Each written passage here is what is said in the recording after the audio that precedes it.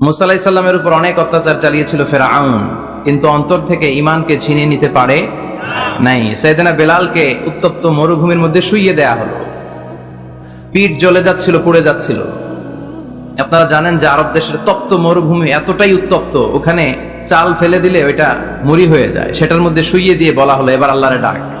এতক্ষণ ডাকছিল লা ইলাহা ইল্লাল্লাহ, কিন্তু তারপরেও, এত অত্যাচারের পরেও ঈমান ছিনিয়ে নেওয়া যায় নাই। উনি আল্লাহর সংক্ষিপ্ত নাম নিয়ে জিকির করছিলেন। উনি পড়ছিলেন আহাদ। উনি পড়ছিলেন কি? এই আহাদ সূরাতুল ইখলাসের ভেতরে আছে না নাই? কুল হুয়াল্লাহু আল্লাহুস লাম ইয়ালিদ ওয়া লাম ইয়াকুল লাহু কুফুয়ান আহাদ। তো আহাদ হচ্ছে আল্লাহর নাম। এজন্য আমাদের অন্তর থেকে ঈমান ছিনিয়ে নেওয়া এত সোজা না। চিল্লায় বলেন ঠিক কিনা? মুমিনের কাছে সবচাইতে দামি জিনিস হচ্ছে তার ঈমান। ঈমান যদি চলে যায়, সে সব হারালো, তার কিচ্ছু নাই। আর ঈমান যদি তার থাকে, তার সব হারিয়ে গেল, তার কিচ্ছু যায় আসে না। চিল্লায় বলেন ঠিক কিনা? এজন্য আমরা সবসময় কামনা করি যে আল্লাহ তাআলা আমাদেরকে ঈমানের সাথে রাখুক। আমরা পড়ি আমিন। এজন্য সব সময় শুকরিয়া করতে হবে একজনের, যিনি আমাদেরকে ঈমানের উপর থাকার তৌফিক এনায়েত করেছেন। তিনি কে? আল্লাহর শুকরিয়া কি কম কম না বেশি বেশি? বিশ্বনবী সাল্লাল্লাহু আলাইহি ওয়াসাল্লাম মসজিদে নববীতে সালাতের ইমামতি করছেন। আল্লাহু আকবার বলে নামাজ শুরু করলেন। রুকুতে গেলেন, রুকু থেকে দাঁড়িয়ে পড়লেন সামি আল্লাহু লিমান হামিদা। ফিসফিস আওয়াজে পেছনে থাকা সাহাবারা পড়লেন রব্বানা ওয়ালাকাল হামদ। এক সাহাবী অতিরিক্ত বাড়িয়ে পড়লেন হামদান কাসীরান তাইয়িবান মুবারাকান ফীহি। পারেন না সবাই? পড়েন হামদান কাসীরান তাইয়িবান মুবারাকান ফী। আবার আওয়াজ করে পড়েন হামদান কাসীরান তাইয়িবান মুবারাকান ফীহি। বিশ্বনবী সালাত শেষ করলেন, সালাম ফিরালেন, মুসল্লিদের দিকে মুখ ফিরিয়ে বললেন সামি আল্লাহু লিমান হামিদা বলে যখন আমি দাঁড়িয়েছি, তোমরা ফিসফিস করে পড়েছো রব্বানা ওয়ালাকাল হামদ। কে যেন পড়েছো হামদান কাসীরান তাইয়িবান মুবারাকান ফী? কে পড়েছো? আমি তো এটা কখনো শিখাই নাই। কোত্থেকে পেলে? কেন পড়েছো? দাঁড়াও। কেউ দাঁড়ায় না, ডানে বায়ে সামনে পেছনে কেউ দাঁড়ায় না। সবাই ভয় পেয়ে গেছে যে কি যেন কি হয়। বিশ্বনবী অভয় দিলেন, বললেন যে আমি কিছু বলবো না, দাঁড়াও। বিশ্বনবী অভয় দেওয়ার পর এক সাহাবী হাত তুলে দাঁড়িয়ে বললেন ইয়া রাসূলুল্লাহ আমি পড়েছি। বিশ্বনবী বললেন কেন পড়েছো? আমি তো এটা শিখাই নাই। সাহাবী বললেন ইয়া রাসূলুল্লাহ আল্লাহর প্রশংসা আমার কম কম করলে অন্তর জুড়ায় না, আমার করতে মনে চাই বেশি বেশি। এজন্য আমি নিজ থেকে এটা বানিয়ে বাড়িয়ে মিলিয়ে পড়ে দিয়েছি হামদান কাসীরান তাইয়িবান মুবারাকান ফী। বিশ্বনবী বললেন ভয় নাই, চিন্তা নাই, টেনশনের কোনো কারণ নাই, কারণ আমি সালাতে থাকা অবস্থায় দেখেছি তোমার এই অতিরিক্ত চারটা তাসবির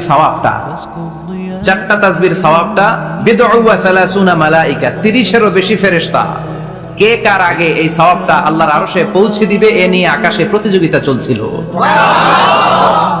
এজন্য আল্লাহর প্রশংসা বেশি বেশি করার দরকার আছে না নাই? বিশ্বনবী সব সময় আল্লাহর প্রশংসা করতেন আর দোয়া করতেন, আল্লাহ আমি যেন বেশি বেশি আপনার প্রশংসা করতে পারি, আমি যেন আপনার শুকরগুজার বান্দা হতে পারি। আল্লাহুম্মা জাআলনি সাবুরা ওয়া জাআলনি শাকুরা ওয়া জাআলনি ফি আইনি সগীরা ওয়া ফি আ'য়ুনিন নাসি কাবীরা। এর মানে হচ্ছে আল্লাহ আপনি আমারে ধৈর্যশীল বানান, আপনি আমাকে শুকরগুজার বানান, আমার চোখে আপনি আমারে ছোট বানান, গোটা বিশ্বের মানুষের চোখে আপনি আমারে বড় বানান। পড়েন আমিন। নিজের চোখে নিজেকে কি করবেন? ছোট। তাহলে মানুষের চোখে বড় বানাই দিবে কে? আর নিজেই যদি বলেন আমি বড়, ফেরাউনের মতো আনা রব্বুকুমুল আ'লা, আমি তোদের বড় খোদা, আল্লাহকে তুই হইলি হুদা, ঠিক কিনা? বড় হইতে পারে নাই, পানিতে সুবাই সুবাই আল্লাহ মারছে। চিল্লায় বলেন ঠিক কিনা? পৃথিবীতে কেউ তো স্থায়ী হয় না, হোক না সে ফেরাউন কিবা নমরুদ, কেউ ভাবে চিরদিন রয় না, কেউ ভাবে চিরকাল রয় না। পৃথিবীতে কেউ তো স্থায়ী হয় না, হোক না সে ফেরাউন কিবা নমরুদ, কেউ ভাবে চিরদিন রয় না, কেউ ভাবে চিরকাল রয় না। চিল্লায় বলেন ঠিক কিনা? চিরকাল কেউ থাকবে না, কারণ আল্লাহ ছাড় দেয়, তিনি ছেড়ে দেন না।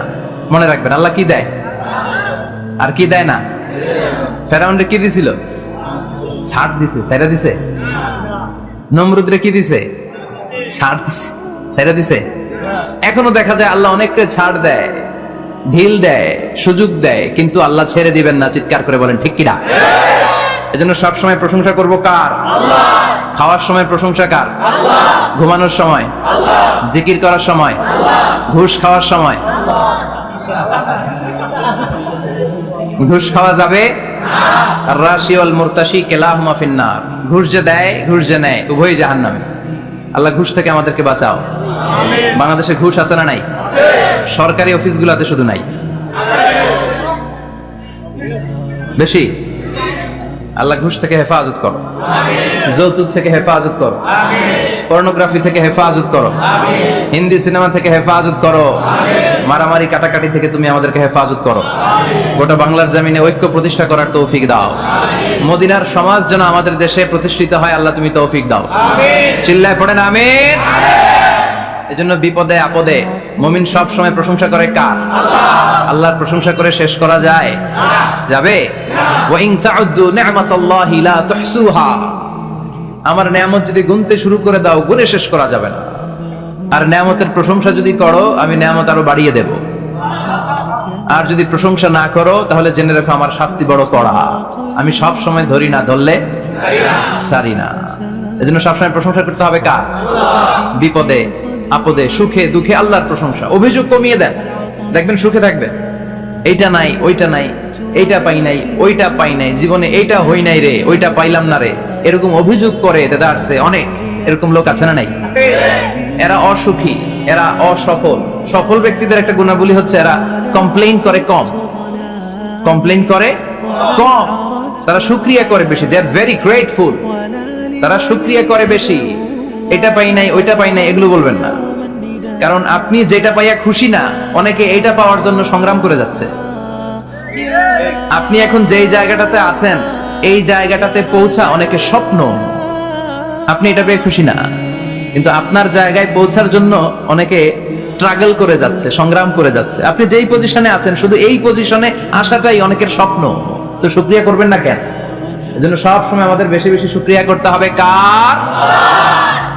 রব্বুল আলামিন বলেন, কুল লাউ কানাল বাহরু মিদাদান লিকালিমাতি রাব্বি লানাফিদাল বাহরু ক্বাবলা আন তানফাদা কালিমাতু রাব্বি ওয়ালাউ জিনা বিমিসলিহি মাদাদা। সাগরের জলকে কালি করে,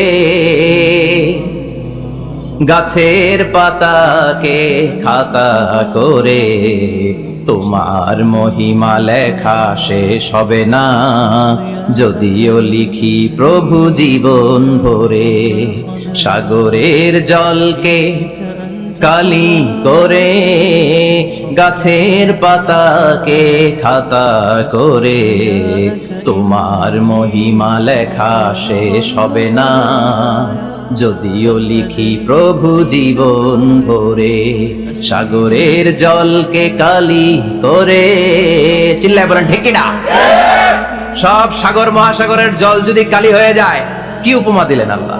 সব সাগরের পানি যদি কালি হয়ে যায়, সব গাছের পাতাও যদি খাতা হয়ে যায়, আর সাগরের জল নামক কালি দিয়ে গাছের পাতা নামক খাতার উপরে যদি আমি আল্লাহর প্রশংসা তোমরা লিখতে শুরু করে দাও, সাগরের জল শেষ হয়ে যাবে, গাছের সব পাতাগুলো ফুরিয়ে যাবে, আমি আল্লাহর প্রশংসা করে শেষ করা যাবে না। সুবহানাল্লাহ বাড়িতে যায় বলবেন। সাগরের জল, চারটেখানে কথা। কয়টা সাগর দেখছেন আপনি? কয়টা সাগর ঘুরছেন? প্রশান্ত মহাসাগর দেখছেন আপনি? আটলান্টিক মহাসাগর দেখেছি আমরা? দেখি নাই। প্রশান্ত মহাসাগরের সবচেয়ে গভীর জায়গার নাম মারিয়ানা ট্রেঞ্চ। প্রায় 36,000 ফিট ওইটা ডেপথ, গভীরতা। কয় হাজার ফিট গভীর? আপনার বাড়ির যে পুকুর কয় হাত গভীর? হ্যাঁ, 36,000 ফিট। কেন ইমাজিন, কল্পনা করতে পারেন 36,000 ফিট গভীর এটা মারিয়ানা ট্রেঞ্চ, প্রশান্ত মহাসাগর। আর এই পৃথিবীর সবচেয়ে উঁচু যে পাহাড়টা, এটার নাম মাউন্ট এভারেস্ট। এটার উচ্চতা প্রায় অ্যাপ্রক্সিমেটলি অ্যারাউন্ড 29,000 ফিট। পাহাড়, পৃথিবীর সবচেয়ে উঁচু পর্বত শৃঙ্গ মাউন্ট এভারেস্ট 29,000 ফিট। আর পৃথিবীর সবচেয়ে গভীর সাগর, প্রশান্ত মহাসাগরের সবচেয়ে গভীর জায়গা মারিয়ানা ট্রেঞ্চ, ওইটা নাকি 36,000 ফিট। তাহলে ওই পাহাড়কে তুলে ধরে এনে প্রশান্ত মহাসাগরের সবচেয়ে গভীর জায়গা মারিয়ানা ট্রেঞ্চের উপর যদি ছেড়ে দেয়া হয়, পুরো পাহাড় ডুবে যাবে। সুবহানাল্লাহ নাই? পুরো পাহাড় ডুবে যাবে, উপরে পানি থেকে যাবে প্রায় 7,000 ফিট। আল্লাহু আকবার। এই পৃথিবীর দ্বিতীয় গভীরতম সাগরের নাম আটলান্টিক মহাসাগর। এ সাগরের সবচেয়ে গভীর জায়গার নাম হচ্ছে পুয়ের্টো। এই পুয়ের্টো গভীরতা প্রায় 33,000 ফিট। কত? আর সবচেয়ে বড় পাহাড় 29,000 ফিট। তো এই সাগরেও যদি বড় পাহাড়টা পৃথিবীর সবচেয়ে উঁচুতম পর্বত শৃঙ্গকে এনে ছেড়ে দেয়া হয়, পুরো পাহাড় পানিতে তলিয়ে তো যাবেই, এর উপরে আরো পানি থেকে যাবে 4,000 ফিট। সাগর, মহাসাগর, পানি বেশি না কম? জোরে বলেন। কি বিশাল আটলান্টিক মহাসাগর! লম্বায় তো অনেক বড়, আড়াআড়ি ভাবে এটারে ক্রস করে অনেক প্লেন, অনেক বিমান। আগে কনকর্ড ক্রস করতো হিথ্রো এয়ারপোর্ট থেকে জন এফ কেনেডি এয়ারপোর্টে ল্যান্ড করার জন্য। ঘন্টায় 1000 মাইল বেগে ছুটতো এই প্লেনগুলো। তারপরেও আড়াআড়ি ভাবে, লম্বায় না, আড়াআড়ি ভাবে আটলান্টিক মহাসাগরকে ক্রস করতে 3-4 ঘন্টা লেগে যেত। প্লেন যদি ঘন্টায় চলে 1000 মাইল বেগে, আর আটলান্টিক মহাসাগরের পাশ যেটা প্রশস্ত, এটা ক্রস করতে যদি 3 ঘন্টা লাগে, তাহলে পাশে কয় হাজার কিলোমিটার? 3000 কিলোমিটার। সুবহানাল্লাহ কইবেন না? এত বিশাল বিশাল সাগর। সাগর কি, মহাসাগর কি এই দুইটা, যে প্রশান্ত আর আটলান্টিক? না, ভারত মহাসাগর, উত্তর মহাসাগর, দক্ষিণ মহাসাগর, বঙ্গোপসাগর, কৃষ্ণ সাগর, ভূমধ্য সাগর, লোহিত সাগর, চায়না সাগর, শত শত সাগরে ভরপুর মহাবিশ্ব। এই সব সাগরের পানি যদি কালি হয়ে যায়, কি হয়ে যায়? আর পৃথিবীতে যত গাছ আছে সব গাছের পাতা যদি খাতা হয়ে যায়, গাছ কয়টা আছে কুমিল্লায়? হ্যাঁ, অভাব নাই। তো কুমিল্লাতেই যদি অভাব নাই, তাহলে আফ্রিকার জঙ্গলের কি অবস্থা? কি পরিমাণে গাছ, বৃক্ষরাজি আল্লাহ তৈরি করেছেন। এই সব গাছের পাতা যদি এরকম খাতা হয়ে যায়, আর এই সাগরের জল নামক কালি দিয়ে যদি এই খাতায় আল্লাহর জিকির লিখতে শুরু করেন, প্রশংসা লিখতে শুরু করেন, গাছের পাতাও শেষ, সাগরের পানিও শেষ, শেষ হবে না আল্লাহর জিকির আর প্রশংসা। আল্লাহু আকবার। এজন্য সব সময় প্রশংসা করতে হবে একজন সত্তার, তিনি কে?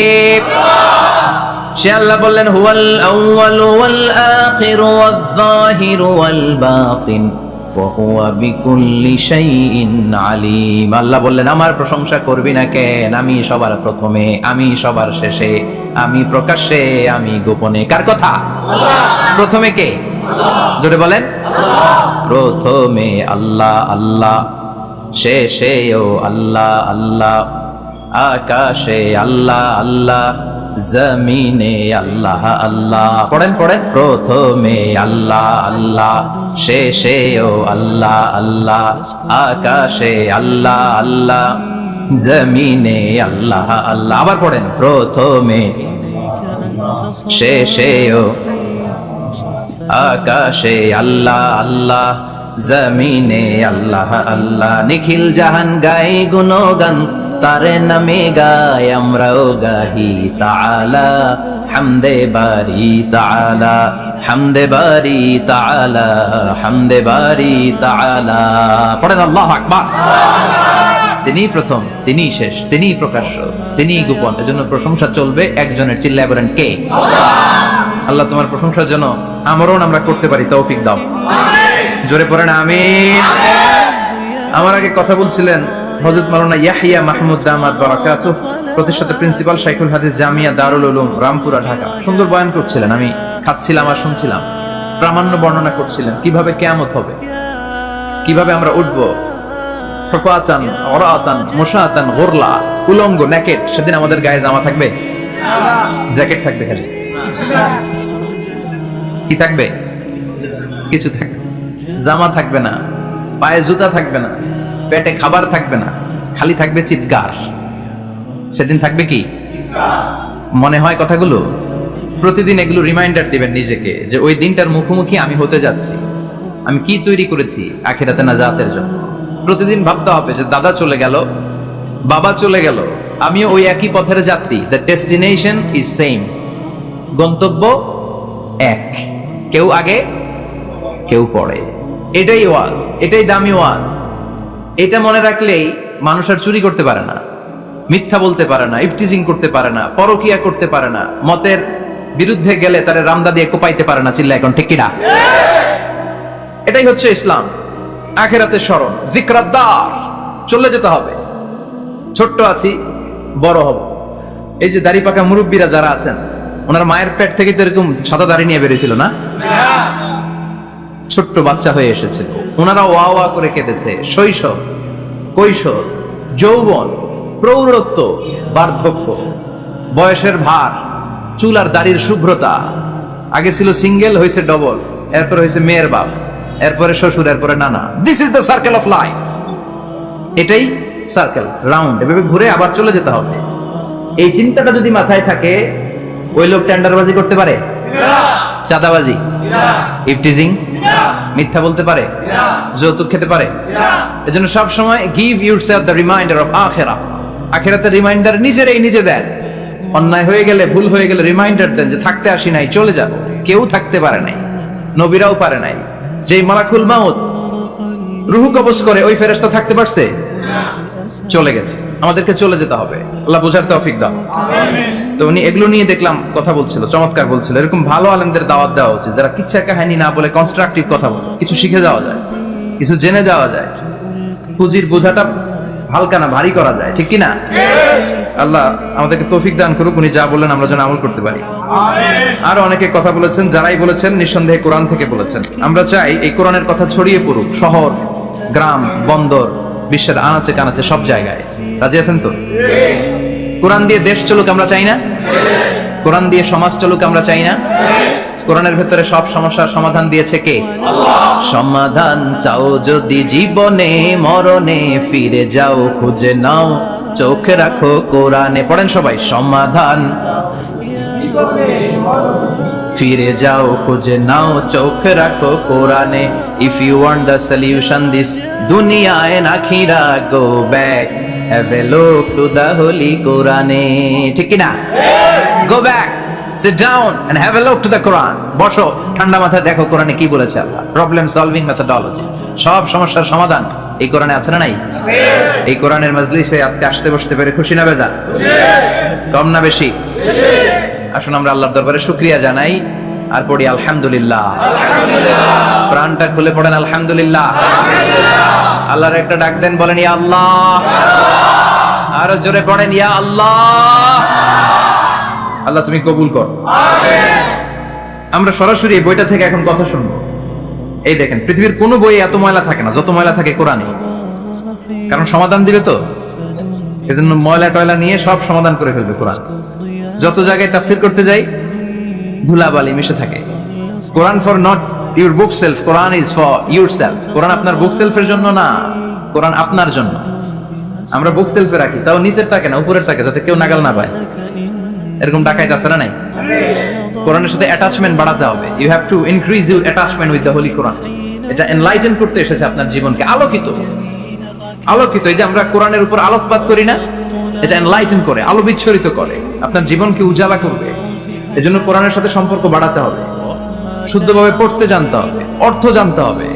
আল্লাহ কি বলেছেন জানতে মনে চায় না? আসুন আমরা জানার চেষ্টা করি। আল্লাহ তুমি তৌফিক দাও, পড়েন আমিন। আমি আপনাদের খেদমতে সূরা ইয়াসিন থেকে তেলাওয়াত করছি, টের পাইছেন? ইয়াসিন মুখস্থ আছে কার কার? আল্লাহ কবুল করো। আরো জোরে পড়েন আমিন। তো সূরা ইয়াসিন থেকে আজকে আমরা কথা শুনবো, ইনশাআল্লাহ। পড়েন যতটুকু আমাদের সাধ্যে কুলায়। এটা মাক্কি সূরা। সূরা ইয়াসিনটা কি সূরা? বিশ্বনবীর জীবনে দুইটা পর্ব, একটা মাক্কি পর্ব, একটা মাদানী পর্ব। একটা হচ্ছে মাক্কি ইনিংস আর একটা মাদানী ইনিংস। তো এটা হচ্ছে বিশ্বনবীর মাক্কি ইনিংস এর একটা সূরা। মাক্কি ইনিংস এর বৈশিষ্ট্য হচ্ছে বিশ্বনবী তাওহীদের দাওয়াত দিয়েছেন, রিসালাতের দাওয়াত দিয়েছেন, আখিরাতের কথা বলেছেন, একটু নরম নরম কথা বলেছেন। কারণ চারদিকে খালি মাইর, চারদিকে কি কোরআনের কথা বলে মাইর আছে না? মার খেতে হয়, বকা শুনতে হয়। চিল্লা এখন ঠিক কিনা? বিশ্বনবীরে বলা হলো এগুলো ছেড়ে দেন, এগুলো ছেড়ে দেন। সুন্দরী নারী দেব, টাকার পাহাড় দেব, ক্ষমতার চেয়ারে বসিয়ে দেব, সব দিব। এই হচ্ছে আমাদের 3 দফা। নারী দেব, সম্পদ দিব, ক্ষমতা দিব। বিষ্ণু বললেন আমার খালি 1 দফা। আমার কয় দফা? 1 দফা। লা ওয়াদাউ আশ-শামসা ফি ইয়ামিনি, সূর্য যদি ডান হাতেও দাও, ওয়াল কামারা ফি ইয়াসারি, চন্দ্র যদি বাঁ হাতেও দাও, এই কালেমার দাওয়াত থেকে 1 হাতও আমারে পিছনে নেওয়া যাবে না। চিল্লা এখন ঠিক কি না? মুমিন কখনো ভয় পায় না, মুমিন কখনো পিছু হটে না, মুমিন স্ট্র্যাটেজি চেঞ্জ করে, মুমিন কৌশলী হয়। এই রাস্তা দিয়ে যাওয়া যায় না, পয়সা পয়সা কেঁদে লাভ নাই, রাস্তা আরেকটা খুঁজতে হবে, আরেকটা রাস্তা বানায় নিতে হবে। এটাই হচ্ছে মুমিনের বৈশিষ্ট্য। আল্লাহ তুমি বুঝার তৌফিক দাও। মাদানী ইনিংসে বিশ্বনবী গর্জে উঠলেন, জ্বলে উঠলেন আপন শক্তিতে। তো বিশ্বনবী মাদানী ইনিংসে যেটা করেছেন সেটা হচ্ছে সমাজ সংস্কার করেছেন। He was a very good reformer of the society. As a father, as a husband, as a reformer of the society, as a lawgiver, as a lawmaker, as a commander, and as a messenger, Muhammad is the Superman of the world. স্বামী হিসেবে, বাবা হিসেবে, নেতা হিসেবে, নবী হিসেবে, সমাজ সংস্কারক হিসেবে, আইন প্রণেতা হিসেবে মুহাম্মদ হচ্ছেন এই পৃথিবীর জন্য সুপারম্যান। তার কোনো তুলনা হয় না। বিশ্বনবীর কোনো তুলনা হয় বিয়ন্ডলেস, বাউন্ডলেস, বটমলেস। তারা নিয়ে কথা বলতে গেলে সময় ফুরায় যাবে, মাইকের ব্যাটারি শেষ হয়ে যাবে, মাগার কথা শেষ হবে। এজন্য ওনার জীবনের ক্ষেত্রে বলা হয় বিয়ন্ডলেস, বাউন্ডলেস, বটমলেস। অসাধারণ ব্যক্তিত্ব, সুপার ক্যালিফ্রাজিলিস্টিক এক্সপিয়ালিডোসাস, অসাধারণ, যার কোনো তুলনা হয় না, এক্সেলেন্ট, আনপ্যারালাল। মাদানী জীবনে উনি সশস্ত্র সংগ্রাম করলেন, সংস্কার করলেন সমাজটাকে, সেনাবাহিনী বানালেন। তখন আর নরম নরম ভাবে খেলে নাই, গরম ভাবে খেলেছে। এটা হচ্ছে ইমানের দাবি। মুমিনরা কৌশলী হয়। যখন যে পরিস্থিতি, ওই পরিস্থিতির সাথে তাদের স্ট্র্যাটেজি তারা পাল্টায়। তো বিশ্বনবীর মাদানী ইনিংসে এই সূরা নাজিল হয়নি, হয়েছে মাক্কি ইনিংসে, মাক্কি সূরা। এই সূরার অনেক ফজিলত, ছোটবেলা থেকেই সূরা ইয়াসিনের অনেক ফজিলতের কথা আমরা শুনেছি না? বিশ্বনবী বলেছেন ইন্না লিকুল্লি শাইইন কলবান ওয়া কলবুল কুরআনি সূরাতু ইয়াসিন। সব জিনিসের একটা কলব আছে, হৃদয় আছে, অন্তর আছে, আর কোরআনের কলবের নাম হচ্ছে সূরা ইয়াসিন। বিশ্বনবী বললেন ইন্না লিকুল্লি শাইইন কলবান, সব জিনিসের একটা কলব আছে। ওয়া ইন্না কলবাল কুরআনি সূরাতু ইয়াসিন, আর কোরআনের কলবের নাম হলো সূরাতু ইয়াসিন। বিশ্বনবী বলতেন ইন্না ফিল জাসাদি মুদগা, দেহে একটা গোশতের টুকরা আছে। ইদা সালুহাত সালুহাল জাসাদু কুল্লু, এই দেহের গোশতের টুকরা যদি ভালো হয়ে যায় পুরো দেহটারে ভালো করে দেয় কে? আল্লাহ। এই দেহের গোশতের টুকরাটা যদি পচে যায় পুরো দেহটারে নষ্ট করে দেয় কে? বিশ্বনবী বললেন আলা ওয়াহিয়াল কলব, ওই টুকরাটার নাম হলো কলব। টুকরাটার নাম কি? এজন্য কলবের মধ্যে আল্লাহর জিকির বসাইতে হবে। কি বসাবেন? নাকি আয়না বসাবেন? আয়না বসায় না? আয়না বসাইয়া দেমর। নবীর কলবে আয়না বসায় নাই নবী। সাইয়েদনা আবু বকর, ওমর ফারুক, কেউ আয়না বসাইছে? আবু হানিফা, শাফিঈ, এরা কলবের মধ্যে আয়না বসাইছে? বসাইছে জিকির। চিল্লায় বলেন বসাইছে কি? জিকির। এজন্য আল্লাহ বললেন আলা বিযিকরিল্লাহি তাতমাইন্নুল কুলুব। দুনিয়ার কোন জিনিস দিয়ে কলব ঠান্ডা হয় না, দুনিয়ার কোন জিনিস দিয়ে কলব পরিচ্ছন্ন হয় না। কলব শুধু পরিচ্ছন্ন হয় একটা জিনিস দিয়ে, লা ইলাহা ইল্লাল্লাহ, লা ইলাহা ইল্লাল্লাহু মুহাম্মাদুর রাসূলুল্লাহ সাল্লাল্লাহু আলাইহি ওয়াসাল্লাম। তাহলে কোরআনের একটা কলব আছে। আমাদের দেহে যেমনি কলব আছে, প্রতিটা প্রাণীর যেমনি কলব আছে, অন্তর আছে, কোরআনেরও কলব আছে না নাই? কোরআনের কলবের নাম? চিল্লায় বলেন কোরআনের কলবের নাম। আবার বিশ্বনবী বলতেন রাত্রিবেলা যে ব্যক্তি একবার সূরাতু ইয়াসিন তেলাওয়াত করে ঘুমাতে যায়, সকালবেলা নিষ্পাপ অবস্থায় তারে ঘুম থেকে জাগাবে কে? আল্লাহ। তাহলে এই সূরার মর্যাদা কম কম না বেশি বেশি? বেশি বেশি তেলাওয়াত করতে রাজি আছেন? সকাল সন্ধ্যা তেলাওয়াত করবেন তো? সূরা ইয়াসিন ছাড়াও এই সূরার অনেকগুলো নাম তাফসীর গ্রন্থে পাওয়া যায়। এই সূরার একটা নাম হচ্ছে সূরাতুল কাদিয়া, সূরাতুল তাকদি হাজাতা কারিহা। যে এই সূরা তেলাওয়াত করে ওই তেলাওয়াতকারীর যে হাজত আছে, প্রয়োজন আছে, এই সূরার বরকতে আল্লাহ তার প্রয়োজন পূরণ করে দেয়। আমাদের জীবনে প্রয়োজন আছে না নাই? কার কাছে চাইবো? বিপদে পড়লে কারে বলবো? আমরা বিপদে পড়লে প্রথমে শেয়ার দেই ফেসবুকে। কোথায় শেয়ার? আগে শেয়ার দিব কার কাছে? মনে থাকবে? বিপদে পড়লে ফেসবুকে শেয়ার দিব না, বন্ধুরে শেয়ার করব না, বউয়ের কাছেও পরে শেয়ার করব, আগে শেয়ার করব কার কাছে? মনে থাকবে? এজন্য বিশ্বনবী বলতেন এই সূরার নাম সূরাতুল কাদিয়া, মানুষের হাজত পূরণ করে দেয়। এই সূরা তেলাওয়াত করে যদি আপনি আল্লাহর কাছে কোনো বিপদ থেকে পানা চান অথবা কোনো প্রয়োজন নিয়ে দোয়া করেন, সূরার বরকতে প্রয়োজনটা পূর্ণ করে দেয় কে? আল্লাহ। কেউ যেটা পারে না পারে কে? আল্লাহ। কেউ যেটা দেয় না দেয় কে? আল্লাহ। কেউ যেটা শুনে না শুনে কে? আল্লাহ। তাহলে পেলাম সূরাতুল কাদিয়া। আরেকটা নাম আছে সূরার, সেটা হচ্ছে সূরাতুল আযীমা, সুমহান সূরা। কি সূরা? সুমহান, আযীমা। এই আযীম আর আযীমা এই শব্দ দুইটা অনেক দামি, আল্লাহ যে কোনো জায়গায় ব্যবহার করেন নাই। বিশ্বনবীর চরিত্রের উপমা দিতে যে আল্লাহ আযীম শব্দ বলেছেন, তাই না? রব্বুল আলামিন বলেন ওয়া ইন্নাকা লাআলা খুলুকিন আযীম। ও নবী, সাধারণ কোন চরিত্র আপনারে আমি দেই নাই, আপনারে আমি দিয়েছি আযীম একটা চরিত্র, খুলুকুন আযীম, and verily indeed you are on a very good standard of character। অসাধারণ চরিত্র দিয়েছে। বিশ্বনবীর চরিত্র বুঝাতে যে আল্লাহ কি শব্দ ব্যবহার করেছেন? কথা বলে না, তাফসীর শিখে যেতে হবে। কোন শব্দ ব্যবহার করেছেন? আযীম। আবার আল্লাহ নিজের পরিচয় দিতে যে আযীম বলেছেন, ওয়ালা ইয়াউদুহু হিফযুহুমা ওয়া হুয়াল আলিয়্যুল আযীম। সুবহানাল্লাহ। আকাশ জমিনের নিয়ন্ত্রণ করতে যে আল্লাহ কখনো ক্লান্ত হয় নাকি? কারণ তিনি হচ্ছেন আল আলিয়্যুল আযীম। আল্লাহু আকবার। তার মানে নবীর চরিত্রের ক্ষেত্রে আযীম, আল্লাহর নিজের সত্তার ক্ষেত্রে আল্লাহ বললেন আযীম। আবার বললেন কিয়ামতের দিন গোটা পৃথিবীটারে আমি নাড়িয়ে দেব, গোটা পৃথিবীতে একটা আমি ভূমিকম্প দিব। এই কথাও কোরআনে আছে না নাই? ইযা জুলজিলাতিল আরদু জিলজালাহা আল কারিয়াতু মাল কারিয়া। পুরো পৃথিবী কাঁপিয়ে দিব। এই কাঁপাকাঁপিটা ওই দিনের ভূমিকম্পটা কি অন্যান্য সময়ের ভূমিকম্পের মতো হবে? এই ভূমিকম্পকে আল্লাহ বলেছেন আযীম। ইন্না জালজালাতাস সাআতি লা শাইউন আযীম। সেদিনের ভূমিকম্প সাধারণ কোনো আর্থকোয়েক নয়, সাধারণ ভাইব্রেশন না, এটা আযীম। আবার আল্লাহ কোরআনকেও আযীম বলেছেন, ওয়ালাকাদ আতাইনাকা সাবআম মিনাল মাসানি ওয়াল কুরআনাল আযীম। ও নবী, আমি আপনারে নিত্য পাঠনীয় শব্দবাক্য সূরাতুল ফাতিহা দিয়েছি, সাথে সাথে কোরআনে আযীম দান করেছি। সুবহানাল্লাহ।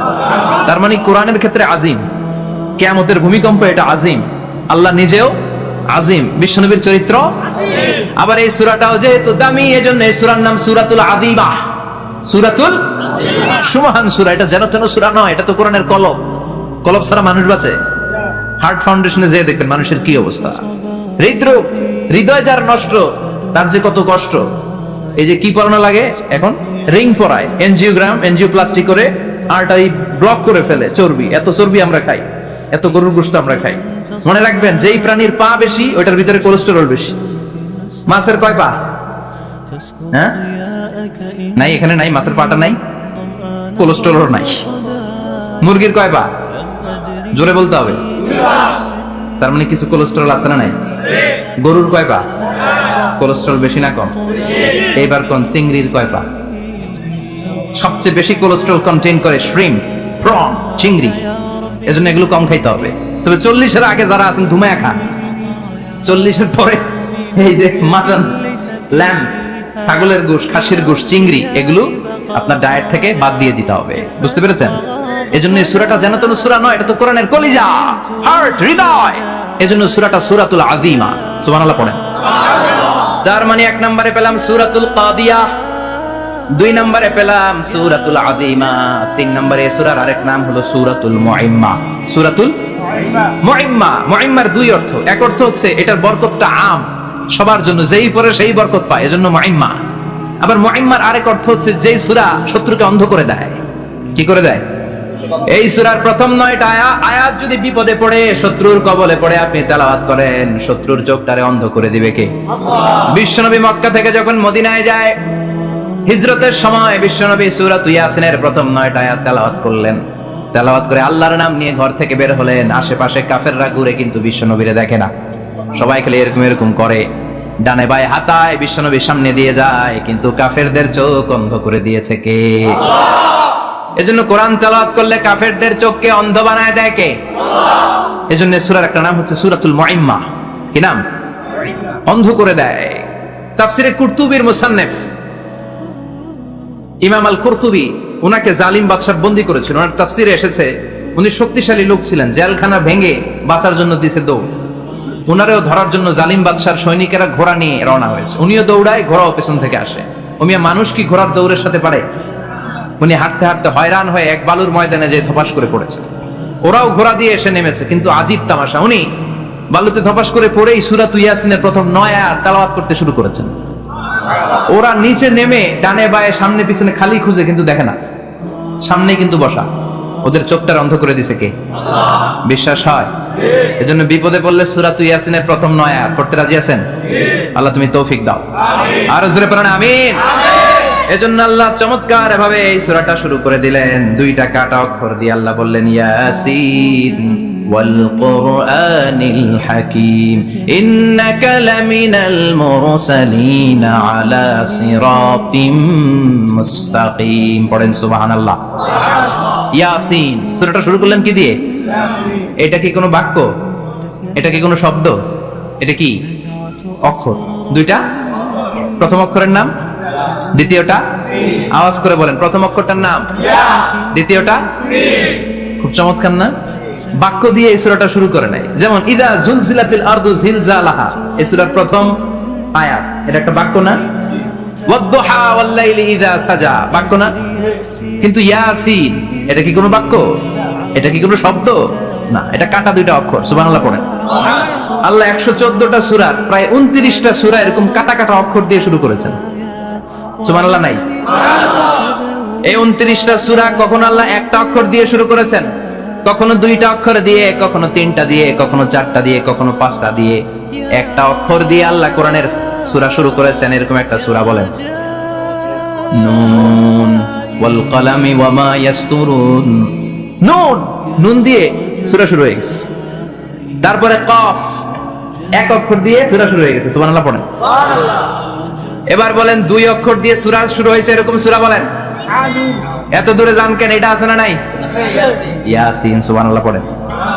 ইয়াসিন দুই অক্ষর দিয়ে। তারপরে হামিম, এবার তিন অক্ষর দিয়ে আল্লাহ সূরা শুরু করছেন এরকম, আলিফ লাম তাসিন মিম। আল্লাহু আকবার। আবার চারটা অক্ষর দিয়ে সূরা শুরু হয়েছে এরকম আছে না নাই? আবেশাব কোন? আলিফ লাম মিম র, আলিফ লাম মিম সাদ আছে না নাই? আবার পাঁচটা কাটা অক্ষর দিয়ে সূরা শুরু হয়েছে এরকম সূরা আছে না নাই? সূরা মারিয়ামের শুরুতে কি আছে? কাফ হা ইয়া আইন সাদ। সুবহানাল্লাহ পড়েন। এরকম প্রায় 29টা সূরা আল্লাহ কাটা কাটা অক্ষর দিয়ে শুরু করেছেন, কোনো বাক্য দিয়ে নয়, কোনো শব্দ দিয়ে নয়। কি দিয়ে? হারফ দিয়ে। হারফ, এই হারফগুলোরে বলে হুরুফ আত-তাহাজ্জি বা হুরুফ আল-মুকাত্তাআত, কাটা কাটা অক্ষর। মনে রাখবেন কোরআনের আয়াতগুলো দুই ভাগে বিভক্ত, একটা মুহকাম, একটা মুতাশাবিহ। মুহকাম মানে যেগুলোর অর্থ আমরা জানি, যেগুলোর ব্যাখ্যা আমরা জানি, যেটা ইন্টারপ্রিটেশন এক্সপ্লেনেশন আমাদের জানা আছে। আর মুতাশাবিহ আমরা অর্থ জানি না, আমরা ব্যাখ্যা জানি না, এটা দিয়ে আসলে কি বুঝাইছে আমরা কেউ জানে না। জানে একজন, চিল্লায় বলেন তিনি কে? আল্লাহ বললেন ওয়া ইন কুনতুম ফি রাইবিম মিম্মা নাযালনা আলা আবদিনা ফাআতু বিসূরাতিন মিন মিসলিহি ওয়াদউ শুহাদাআকুম মিন দুনিল্লাহি ইন কুনতুম সাদিকিন। আল্লাহ বললেন ও জাহেলি যুগের লোকেরা, শোনো শোনো, এত আরবি কবিতা বানাতে পারো, এত গল্প লিখতে পারো, আরবিতে এত নোবেল বানাতে পারো, উপন্যাস বানাতে পারো, আর্টিকেল লিখতে পারো, আমার নবীর উপর যে কোরআন আমি নাজিল করেছি এই কোরআনের ব্যাপারে অন্তরে যদি কোনো সন্দেহ থাকে, বাপের বেটা হলে পারলে কোরআনের মতো একটা সূরা বানিয়ে নিয়ে আসো। পারছে? কিয়ামত পর্যন্ত কেউ পারবে? বিশ্বনবী যেই জামানাতে এসেছিলেন ওই জামানায় আরবি ভাষা সাহিত্যের উৎকর্ষতা সাধিত হয়েছিল। আরবি ভাষার এতটা উৎকর্ষ পৃথিবী কখনো দেখে নাই। কবিতা, গদ্য, পদ্য, গল্প, উপন্যাস, রচনা, প্রবন্ধ, আর্টিকেলের শৈলাপ। এই ভাষা সাহিত্যিকদের চোখে আঙ্গুল দিয়ে আল্লাহ বুঝাতে চাইলেন, এত অর্থ করতে পারো, এত ব্যাখ্যা জানো, এত বড় বড় বুলিয়া ওড়াও, এত কিছু তুমি জানো, তাহলে বলো ইয়াসিন অর্থ কি? সুবহানাল্লাহ কইবেন না? তাইলে বল নুন অর্থ কি? কফ মানে কি? আলিফ লাম রা মানে কি? ফাবুহিতাল্লাযী কাফার। কেউ জানে না, কেউ উত্তর দিতে পারে না। কোন সুবহানাল্লাহ। এটা কোরআনের মুজিজা, এটার অর্থ কেউ জানে না। আর এগুলোর অর্থ নিয়ে খোঁচাখুচি করাও ঠিক না। তবে মুফাসসিরিন ইকরাম এগুলোর কিছু অর্থ সম্ভাব্য বলার চেষ্টা করেছেন। যেমন ইয়াসিনের অর্থ ইবনে আব্বাস বলেছেন এর অর্থ হতে পারে ইয়া ইনসান, হে মানুষ। সুবহানাল্লাহ পড়েন। কেউ কেউ বলেছে এটার অর্থ হতে পারে ইয়া সাইয়্যিদ আল মুরসালিন। কেউ কেউ বলেছেন ইয়াসিন হতে পারে ইসমুল্লাহ, আল্লাহর নাম। কেউ বলেছেন এটা হতে পারে ইসমুন লিন নবী, বিশ্ব নবীর নাম। আবার কেউ কেউ বলেছেন ইয়াসিন হতে পারে এই কোরআনে কারিমের একটা নাম। কোন সুবহানাল্লাহ। এই সম্ভাব্য সব কথাগুলো বলে পৃথিবীর সব মুফাসসিররা বলতে বাধ্য হয়েছেন আল্লাহু আ'লামু বিমুরাদিহি বিহি। এটার দ্বারা আসল অর্থ যে কি এটা আমরা কেউ জানি না। জানে কে? আল্লাহ। চিৎকার করে বলতে হবে, জানে কে? আল্লাহ। তাহলে ইয়াসিন মানে আমরা জানি না। ইয়াসিনের অর্থ আমরা ছেড়ে দেব কার উপর? আল্লাহ। এরপর আল্লাহ বললেন ওয়াল কুরআনিল হাকীম। প্রজ্ঞাময় বিজ্ঞানময় কোরআনের শপথ। ওয়াল কোরআনিল হাকিম, বিজ্ঞানময় প্রজ্ঞাময় কোরআনের শপথ বা কসম। ওয়াল কোরআনিল হাকিম, এই যে ওয়া, এই ওয়াটারে আরবিতে বলে ওয়া আল কাসামিয়া। কি বলে? ওয়া আল কাসামিয়া, কসম কাটার জন্য আল্লাহ এই ওয়া ব্যবহার করেছেন। যত জায়গায় কোরআনে আল্লাহ কসম কেটেছেন, ওই কসমের শব্দটার আগে ওয়া আছে না নাই?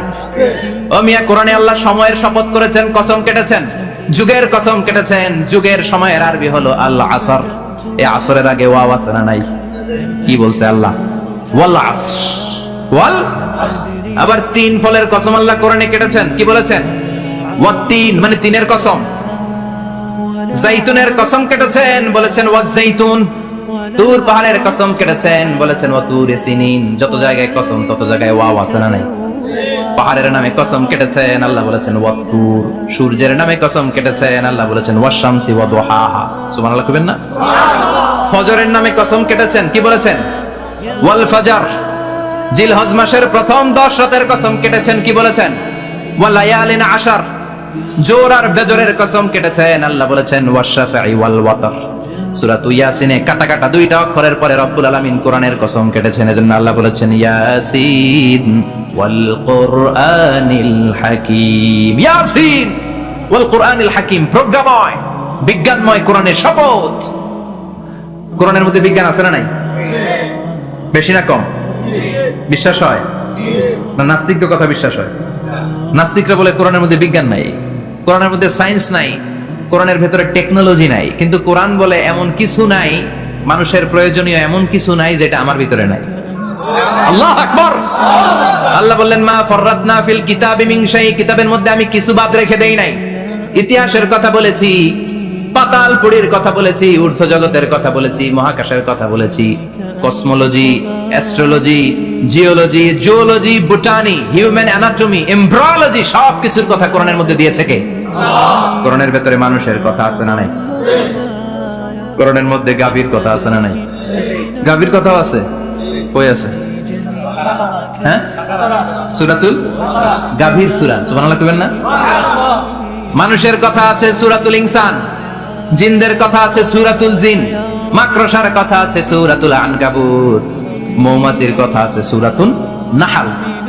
মৌমাছির কথা বলেছেন, দুধের কথা বলেছেন, প্রাণীর কথা বলেছেন, খাদ্যের কথা বলেছেন, মানুষের দেহ বৈশিষ্ট্যের কথাও বলেছেন। চিৎকার করে পড়েন আল্লাহু আকবার। আল্লাহ বললেন ওয়া আওহা রাব্বুকা ইলান নাহলি আনিত্তাখিযি মিনাল জিবালি বুয়ুতাও ওয়া মিনাশ শাজারি ওয়া মিম্মা ইয়ারিশুন। সুবহানাল্লাহ পড়েন। ওয়া আওহা রাব্বুকা ইলান নাহল, আল্লাহ মৌমাছির কাছে সিক্রেট মেসেজ পাঠিয়েছেন। সুবহানাল্লাহ পড়েন। ওহীকে আরবিতে বলে সিক্রেট মেসেজ। সায়েন্টিফিক আলোচনা শুরু হইতেছে, মনোযোগ আছে না গেছে? জিমানি ধরছে? হ্যাঁ, মনোযোগ আছে না গেছে? লিল্লাহি তাকবীর, লিল্লাহি তাকবীর, লিল্লাহি তাকবীর। আল্লাহ মৌমাছিকে ওহী করেছেন। কি করেছে দেখেন, ওয়াল কোরআনিল হাকিম, আল্লাহ যে বললেন শেষ হবে না এই কথা। ওয়াল কোরআনিল হাকিম, বিজ্ঞানময় কোরআনের শপথ, প্রজ্ঞাময় কোরআনের শপথ। বিশ্বনবী বলেন লা তুহসা আজাইবুহু, কোরআনের আশ্চর্যান্বিতার কোনো শেষ নাই। ওয়ালা তাবলা গারাইবুহু, কোরআন কোনদিন কারো কাছে পুরাতন মনে হয় না। ফিহি মাসাবিহুল হুদা, কোরআনের মধ্যে আছে হেদায়েতের মশাল। ওয়া মানারুল হিকমা, কোরআন হলো বিজ্ঞানের সুউচ্চ মিনার। লা তুহসা আজাইবুহু, কোরআনের আশ্চর্যান্বিতার শেষ নাই। যতই পড়বেন আপনি আশ্চর্য হয়ে যাবেন, যতই স্টাডি করবেন, যতই অধ্যয়ন করবেন, আপনার চোখকে খুলে দিবে কে? ওয়ালা তাবলা গারাইবুহু, কোরআন কখনো পুরাতন হয় না। পুরান হয় নাকি? যার বয়স 50 বছর ধরে নামাজি মানুষ, প্রতি নামাজের প্রত্যেক রাকাতে কোন সূরা পড়া লাগে? তো 50 বছর যদি কেউ নামাজি হয়, তাহলে কত লক্ষবার উনি সূরা ফাতিহা পড়ছে উনি নিজে জানে? তারপরেও কোনোদিন কি মনে হয়েছে সূরা ফাতিহাটা একটু পুরান পুরান লাগে? আজকে কুল হুয়াল্লাহ দিয়ে শুরু করব, কথা বলেন। পুরান লাগছে কোনোদিন? এত পড়ছি এটা, আজকে আর এটা না, আজকে আর একটা, এরকম মনে হয়? ওয়ালা তাবলা গারাইবুহু, পুরান লাগে না।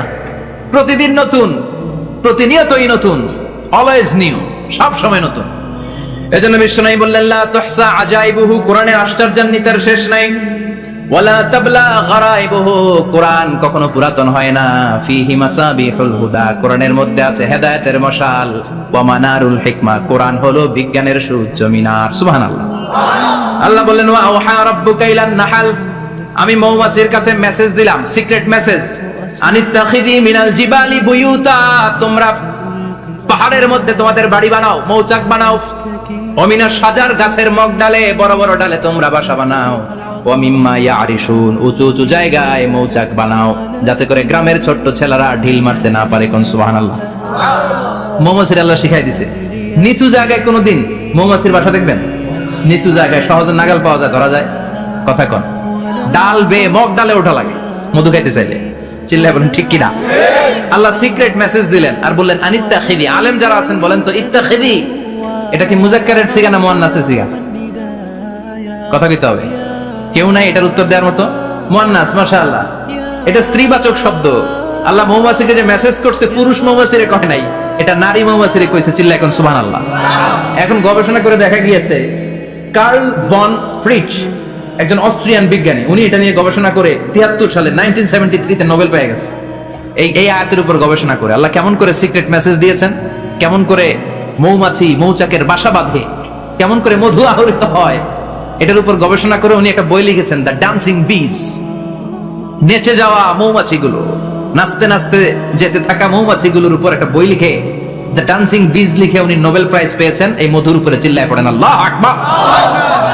এখন কোরআনের আয়াত থেকে বোঝা গেল আনিত্তাখিযি মিনাল জিবালি বুয়ুতা, আল্লাহ নারী মৌমাছিকে বলেছেন মৌচাক বানাও, তোমাদের মধু রাখার জন্য বাসা বানাও। কার্ল ভন ফ্রিচ গবেষণা করে পেয়েছে মৌচাকের বাসা বানানো হয়, মধু আহরণ করা হয়, যেই মৌমাছিটা নেতৃত্ব দেয় এটা পুরুষ মৌমাছি নয়, এটা হলো মহিলা মৌমাছি। কোন সুবহানাল্লাহ। পুরো মৌচাকের মধ্যে মধু আহরণ, মধু নেওয়া, পুরো প্রসিডিউরটা সারার জন্য কোনো পুরুষ মৌমাছি লিডিং দেয় না, লিডিং দেয় একটা নারী মৌমাছি, স্ত্রী মৌমাছি। এজন্য ইত্তাখিয, ম্যাসকুলিন জেন্ডার ইউজ না করে আল্লাহ বলেছেন ইত্তাখিযি, নারী মৌমাছিকে আল্লাহ অ্যাড্রেস করে বলেছেন যাও মৌচাক বানাও আর এটার মধ্যে মধু আহরণ করো। চিল্লায় পড়েন আল্লাহু আকবার। আল্লাহ বললেন ইত্তাখিযি মিনাল জিবালি বুয়ুতা, পাহাড়ের মধ্যে ঘর বানাও, মিনাশ শাজার গাছের বড় ডালের মধ্যে ঘর বানাও, ওয়া মিম্মা ইয়ারিশুন, উঁচু উঁচু জায়গায় ঘর বানাও। উনি গবেষণা পেয়েছেন এই মধুর মধ্যে অসাধারণ কিছু ন্যাচারাল অ্যান্টিসেপটিক আছে। কি আছে? Natural antiseptic. এটার নাম হচ্ছে প্রপিলিস। প্রপিলিস নামে একটা লিকুইড পাওয়া যায় মৌচাকের মধ্যে, এটা কাটা জায়গায় লাগা দিলে স্যাভলন ডেটল কিছু লাগানো লাগবে না, ওই প্রপিলিসের কারণে আপনার কাটা জায়গা এমনি শুকায় যাবে। সুবহানাল্লাহ পড়েন। দ্বিতীয় বিশ্বযুদ্ধে রাশিয়ান যত সৈনিকরা যুদ্ধে আহত হতো, ওরা আলাদা করে অ্যান্টিসেপটিক খাইতো না, ওরা মধু আইনা লাগাই দিত আর সুস্থ হয়ে যেত। সুবহানাল্লাহ পড়েন। নিউজিল্যান্ডের কিছু বিজ্ঞানীরা আবিষ্কার করেছে মৌমাছির হুলের ভিতরে রেবিটিক ফিভারের অ্যান্টিবায়োটিক আছে। অনেকের বাত জ্বর হয়, বাতের ব্যথা থাকে না, থাকে, মুরব্বীদের বেশি হয়। ওই জায়গার মধ্যে যদি আপনি মৌমাছি এনে ঢুকাই দিতে পারেন, মৌমাছির হুল লাগাই দিতে পারেন, ভালো হয়ে যাবে। মৌমাছি যখন হুল ফুটে আরাম লাগে না অনেক? খাইছেন? কামড় খাইছেন? হ্যাঁ, মজা লাগে। তো নিউজিল্যান্ডের এই গবেষকরা এরা আবিষ্কার করেছে যে মৌমাছি যদি হুল ফুটিয়ে দেয়, ওইখানে বাতের ব্যথা থাকলে, বেদনা থাকলে এটা ভালো হয়ে যাবে। আমি নিজে দেখেছি, বিবিসি একটা ডকুমেন্টারি, ইজিপশিয়ান একজন ফিজিশিয়ান, চিকিৎসক, উনি ওনার বাতের ব্যথায় আক্রান্ত যত রোগীরা আছে ওদের গায়ের মধ্যে মৌমাছি এনে এনে নিজে নিজে হুল ফুটায়, রোগী চিৎকার মারে ও মাগো ও আল্লাহ গো, কিন্তু একদিন পরে ব্যথা নাই, আর কয় ভালো হয়ে গেছে।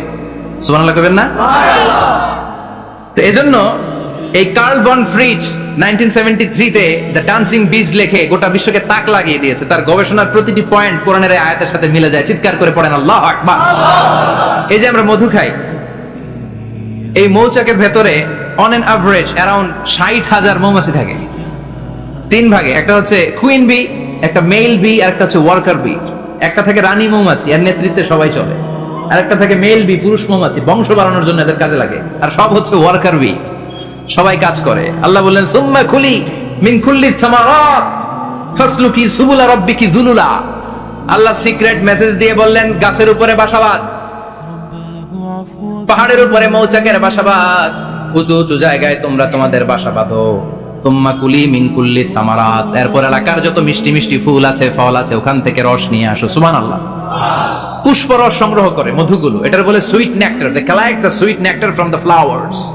এবং মধুর মধ্যে এত চমৎকার জিনিস থাকার কারণ হচ্ছে মৌমাছিগুলো ওই এলাকার সব ধরনের ফুল, ভালো ভালো সুগন্ধযুক্ত ফুল ফল থেকে রস নিয়ে আসে। তো ওই গাছগুলোর মধ্যে বনাজি গাছ আছে না নাই? ঔষধি গাছ আছে না নাই? এজন্য মধুরে বলা হয় সব রোগের ঔষধ। যত বনাজি ঔষধি গাছের নির্যাস আর পুষ্প রস আছে সব আল্লাহ মধুর ভিতরে ঢুকায়া মধুকে আল্লাহ ন্যাচারাল ভ্যাকসিন বানিয়ে দিয়েছেন। চিল্লায়ে পড়েন আল্লাহু আকবার। আল্লাহ বললেন সুম্মা কুলি মিন কুল্লিস সামারাত, সব ফল আর ফুল থেকে নেকটার পুষ্প রস নিয়ে আসো।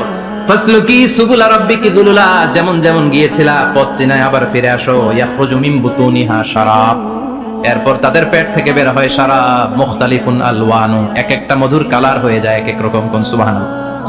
সরষে ফুলের মধু একটু সাদা সাদা হয় না? আমি হচ্ছি মধু খাওয়ার পোক। আমি দেশে বিদেশে যেখানে গিয়েছি ফ্রেশ হানি আমি অনেক খুঁজেছি। ইয়ামানি একটা মধু পাওয়া যায়, ইয়ামানের সাওয়াহিলি এলাকায়, পাহাড়ি এলাকায়, একেবারে কুচকুচে কালো। আবার অনেক মধু আছে কিছুটা খয়েরি এবং হলুদ বর্ণের, কিন্তু সরষে ফুলের যে মধুটা এটা অনেকটা সাদা। এই পুষ্পরস নিয়ে মৌমাছিগুলো মৌচাকের মধ্যে ঢেলে দেয় না, এগুলো খেয়ে ফেলে। প্রত্যেকটা মৌমাছির পেটের ভেতরে আল্লাহ দুইটা করে স্টোমাক দিয়েছে, পাকস্থলী। সুবহানাল্লাহ পড়ে। এটাই কার্ল ভন ফ্রিচ দ্য ডান্সিং বিজ বইয়ের মধ্যে লিখেছে গবেষণায়, যে দুইটা পাকস্থলী। একটা পাকস্থলী দিয়ে মৌমাছি খায়, নিজে খেয়ে বাঁচে, আরেকটা পাকস্থলী দিয়ে এই ফ্লাওয়ার নেকটার পুষ্পরস সংগ্রহ করে ওই পাকস্থলীতে রাখে। ওই পাকস্থলীর ভেতরে আল্লাহ একটা ন্যাচারাল এনজাইম দিয়েছেন, ওই এনজাইমের সাথে ওই পুষ্পরসটা মিক্সড হয়। তারপরে আরেকটা টিউব আছে, ওই টিউব দিয়ে মৌমাছি যে সে বাসার মধ্যে মৌমাছি যে সেখানে সাপ্লাই করে দিয়ে আসে, মধু ঢুকিয়ে দিয়ে আসে। চিল্লায় পড়েন সুবহানাল্লাহ। তার মানে বিষয়টা এমন না ফুলের রস নিয়ে মৌচাকের দিয়ে আসলো, ফুলের রস সে নেয়, তার স্পেশাল একটা স্টোমাকের মধ্যে ঢুকায়, সেখানে এনজাইম দিয়ে পাচক রস দিয়ে আল্লাহ এটাকে সমৃদ্ধ করে দেয়। তারপর আলাদা একটা নল দিয়ে টিউব দিয়ে মৌচাকের ভেতরে ঢুকিয়ে দেয়। কোন সুবহানাল্লাহ। কি অসাধারণ পদ্ধতিতে আল্লাহ মধু বানালেন। আর কি সুন্দর মধু হাতের মধ্যে লয়া জিব্বা দিয়া চাটে আর গান গায়, মধু হই হই বিষা বাইলা। আছে না নাই? আল্লাহ শুকরিয়া নাই? চিৎকার করে বলেন শুকরিয়া করতে হবে কার? আল্লাহ বললেন ইয়াখরুজু মিন বুতুনিহা, এটা মধু সরাসরি চলে আসে না, ওর পেট থেকে বের হয়। মুখতালিফুন আলওয়ানুহু, বিভিন্ন রঙের মধু আছে না নাই? ব্ল্যাক কালারের মধু হয়, হোয়াইট হানি হয়, অর্গানিক হানি হয়, ক্রিমড হানি হয়। কত ধরনের মধু যে আল্লাহ পৃথিবীতে রেখেছে তার ইয়ত্তা নাই। এরপর আল্লাহ বললেন ফিহি শিফাউন লিন্নাস, মধুর ভিতরে শিফা দিয়েছে কে? এজন্য বিশ্বনবীর খাদ্য তালিকার মধ্যে মধু আছে না নাই? বিশ্বনবী সুগন্ধযুক্ত ওলা মধু খেতেন, দুর্গন্ধযুক্ত ওলা কোনো মধু মুখে নিতেন না। সুবহানাল্লাহ। বিশ্বনবীর জামানায় মাগাফির নামে একটা মধু ছিল, দুর্গন্ধযুক্ত, এটা কখনো বিশ্বনবী মুখে নিতে চাইতেন না। সুগন্ধযুক্ত মধু সবসময় বিশ্বনবী খেতেন। বিশ্বনবীর স্ত্রীরা এই সুগন্ধিযুক্ত মধু বোতলের মধ্যে প্রিজার্ভ করে রাখতেন বিশ্বনবীকে দেওয়ার জন্য। বিশ্বনবী প্রাণ ভরে এগুলো পান করতেন। সুবহানাল্লাহ। বিশ্বনবী যে সমস্ত খাদ্যগুলো পছন্দ করতেন হাদিসে এসেছে, বিশ্বনবী রুটি খেতেন, খেজুর খেতেন, খেজুর, খেজুর চিনেন? বালাহ, তামার, দুধ খেতেন, এই মধু খেতেন, জব খেতেন, বার্লি খেতেন, লাউ খেতেন, রুম্মান, ডালিম ফল, আনার ফল, আনার চিনেন? আনার, এই আনার খেতে পছন্দ করতেন বিশ্বনবী। মাশরুম খেতেন, মাশরুম, মাশরুম চিনেন? ব্যাঙের ছাতার মতো। রেস্টুরেন্টে ইদানিং মাশরুমের স্যুপ পাওয়া যায়, এটা খাবেন। যাদের চোখের জ্যোতিতে সমস্যা, দৃষ্টিতে সমস্যা, খাবেন। হাদিসে এসেছে আল কামআতু মিনাল মান ওয়া মাউহা শিফাউন লিল আইন। মাশরুম হলো মান্না সালোয়ার মতো খাবার। মাশরুমের স্যুপ যারা খাবে, চোখের জ্যোতি যাদের কম, তাদের চোখের জ্যোতি বাড়িয়ে দিবে কে? বুখারীর বর্ণনা, কানা রাসূলুল্লাহ ইউহিব্বুল হালাওয়া ওয়াল আসাল, বিশ্বনবী মিষ্টান্ন খেতে বড্ড পছন্দ করতেন। আবার বিশ্বনবী বেশি বেশি মধু খেতে পছন্দ করতেন। সুবহানাল্লাহ।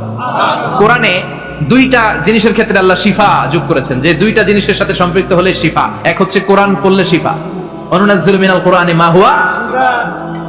আবার কোরআনে এই আয়াতের ক্ষেত্রে বলা হয়েছে শিফা ফিহি শিফাউন লিন্নাস। এজন্য সাইয়েদনা ইবনে মাসউদ এই উম্মাহকে উদ্দেশ্য করে বলেছেন আলাইকুম বিশিফাইন, তোমাদের উচিত দুইটা জিনিস থেকে শিফা নেয়া। এক হলো কোরআন, দুই হলো আসাল মানে মধু। কোন সুবহানাল্লাহ। কোরআন তেলাওয়াত করলে অসুস্থরে সুস্থ করে দেয় কে? সূরা ফাতিহা তেলাওয়াত করলে অসুস্থকে সুস্থ বানিয়ে দেয় কে? আবার মধু খেলে সুস্থ বানিয়ে দেয় কে?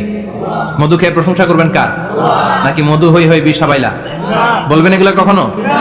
খাঁটি মধু খেতে হবে, খাঁটি মধু খেতে হবে। তাহলে ফিহি শিফাউন লিন্নাস, কত কিছু দিয়ে যে আল্লাহ এটাকে সমৃদ্ধ করেছেন। এটার মধ্যে গ্লুকোজ আছে, এটার মধ্যে সুক্রোজ আছে, ফ্রুক্টোজ আছে, প্রোটিন আছে, মিনারেলস আছে, ক্যালসিয়াম আছে, ভিটামিন আছে। খাইলেই শরীর গরম হয়ে যায়। সুবহানাল্লাহ। এজন্য শীতকালে বেশি বেশি খাবেন, জাম্পার লাগবে না। শীতকালে মধু খেয়ে রাত্রেবেলায় বের হবেন, আর মাফলার পেঁচিয়ে বেরোয়া লাগবে না। সুবহানাল্লাহ পড়েন। তার মানে আল্লাহ বললেন ইয়াসিন ওয়াল কোরআনিল হাকিম, প্রজ্ঞাময় বিজ্ঞানময় কোরআনের কসম। কোরআনের ভিতরে বিজ্ঞান আছে না নাই? বিজ্ঞানের কথা এই তো শুরু করলাম, আজকে সারা রাত বিজ্ঞানের কথা বলবো। থাকবেন কতক্ষণ? হ্যাঁ, স্লোগান দেন লিল্লাহি তাকবীর। এরপরে আল্লাহ বললেন গোলাম ওয়া ইন্নালাকুম ফিল আনআমি লাইবরা, প্রাণীকুলের দিকে নজর করে তাকাও, প্রাণীকুলের মধ্যে আমি তোমাদের জন্য নিদর্শন রেখেছি। নুসকিকুম মিম্মা ফি বুতুনিহি, এই প্রাণীকুলের পেট থেকে একটা চমৎকার জিনিস আমি বের করে দেই, এটার নাম হচ্ছে দুধ। এটা কি?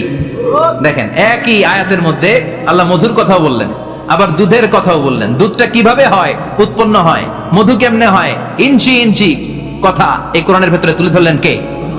আল্লাহ বললেন মিমবাইনি ফারসিউ ওয়া দামিল লাবানা, গোবর আর রক্তের মাঝখান দিয়ে আমি দুধ বের করি। সুবহানাল্লাহ পড়েন। আমরা যাই এই গাভীর উলান টানা শুরু করি সকালবেলা বিসমিল্লাহ বলে, কিন্তু কেমনে যেটা আসে ওইদিকে নজর নাই। ডাকাত বিসমিল্লাহ বলে শুরু করে না, দুধ খাই আলহামদুলিল্লাহ পড়ে না, আছে না নাই? আল্লাহ বলেন মেকানিজমটা শোনো কেমনে আমি খাওয়াই। আল্লাহ বললেন মিমবাইনি ফারসিউ ওয়া দামিল লাবানা, গোবর আর রক্তের মাঝখান দিয়ে আমি দুধ বের করে দেই। সুবহানাল্লাহ। গরু যে ঘাস খায়, এই ঘাস থেকে রক্ত হয় আর গরুর গোবর হয়। পেটের একদিকে থাকে গোবর, আরেক দিকে থাকে রক্ত। রক্ত দুর্গন্ধ, গোবরও দুর্গন্ধ। রক্তও নাপাক, গোবরও নাপাক, এই দুই নাপাক আর দুর্গন্ধের মাঝখান দিয়ে সুগন্ধযুক্ত দুধ বের করে দেয় কে? আল্লাহ বললেন মিমবাইনি ফারসিউ ওয়া দামিল লাবানা, গরু যে খাবারগুলো খায় ওই খাবারের এক পাশ দিয়ে গোবর হয়ে যায় আর এক পাশ দিয়ে রক্ত হয়ে যায়, মাঝখান দিয়ে দুধ বের করে দেয় কে? What a amazing mechanism of discharging milk from animal's body. What a amazing mechanism. একদিক দিয়ে গোবর দুর্গন্ধ, আরেক দিক দিয়ে ঘাস খাওয়ার কারণে রক্ত হয়, মাঝখান দিয়ে দুধ বের হয়ে যায়। সুবহানাল্লাহ। আবার বাছুর ছাড়া দুধ পাওয়া যায় না। গাভী আছে কার কার? হাত তোলেন তো। বাছুর ছাড়া দুধ পাওয়া যায়?